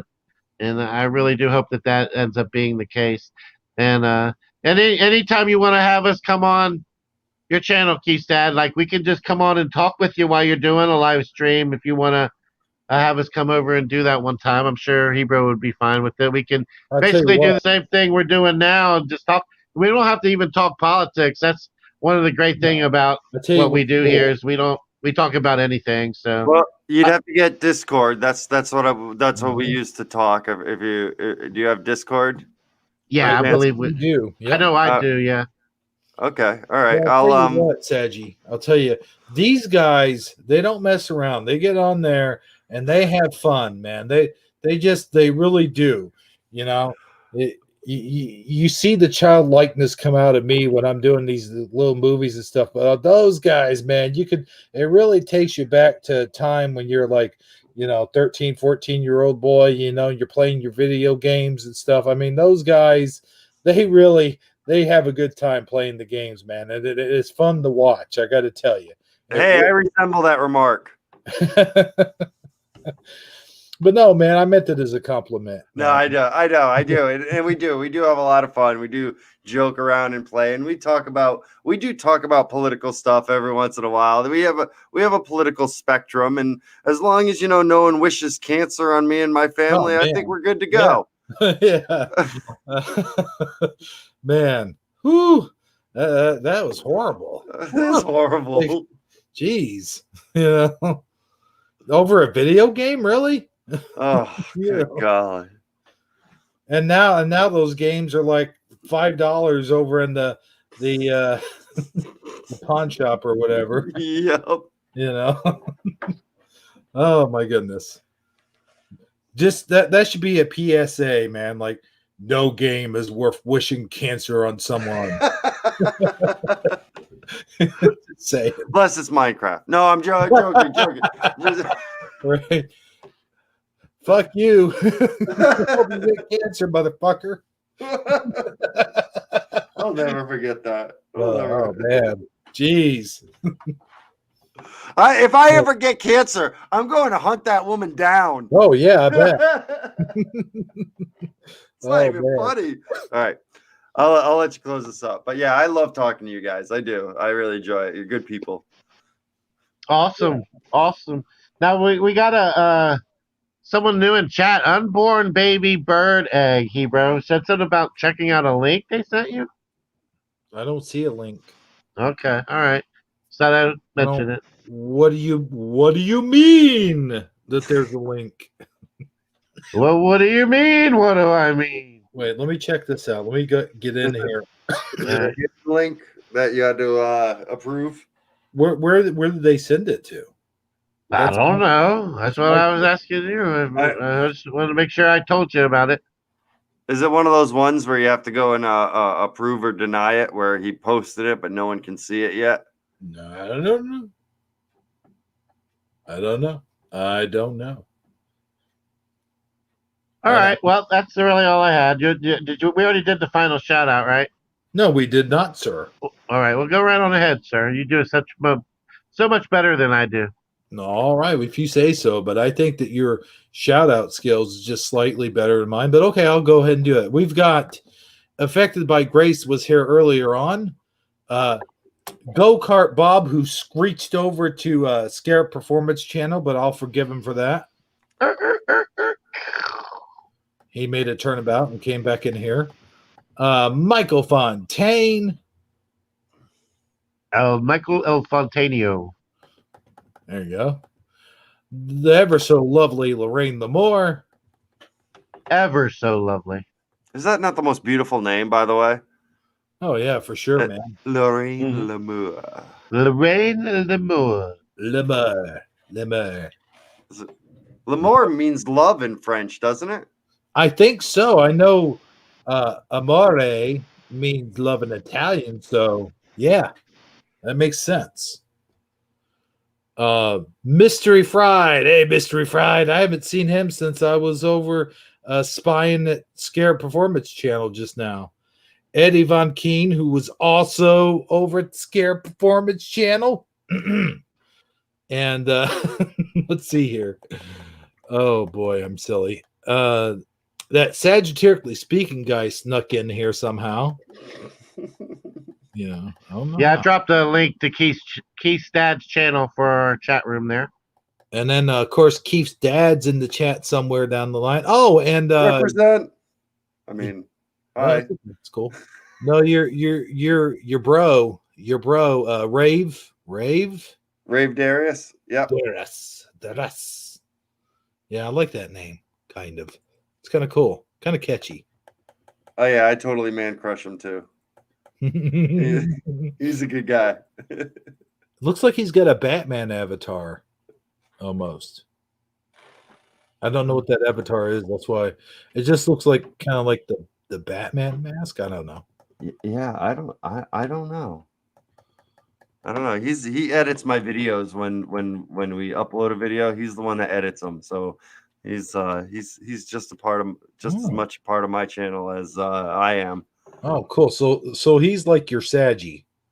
That's what you're saying? Yeah. He is my right-hand man when it comes to all things Minecraft and all things YouTube.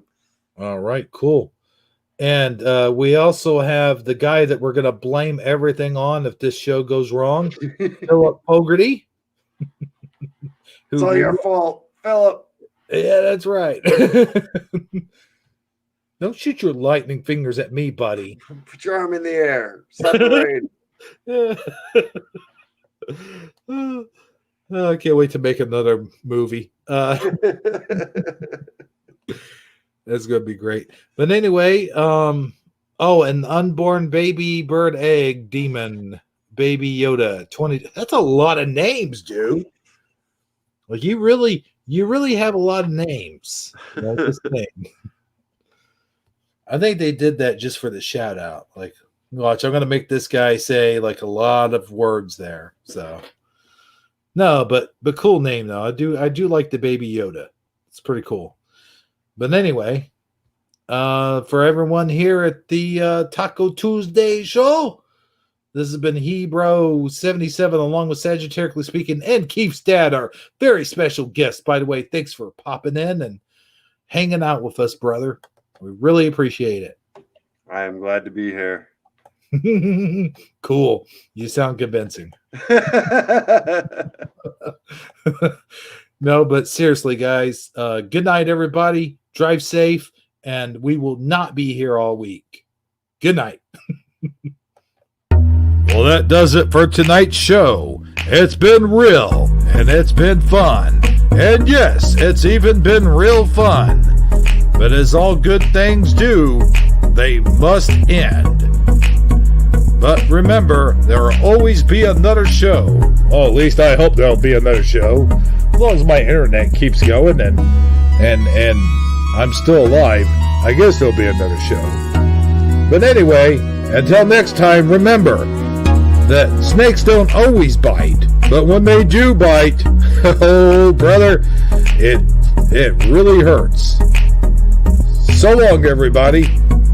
Ha ha. Yeah. Hey, do you like this music? It's completely free. Oh yeah. Dig that jam. Ha ha. See ya.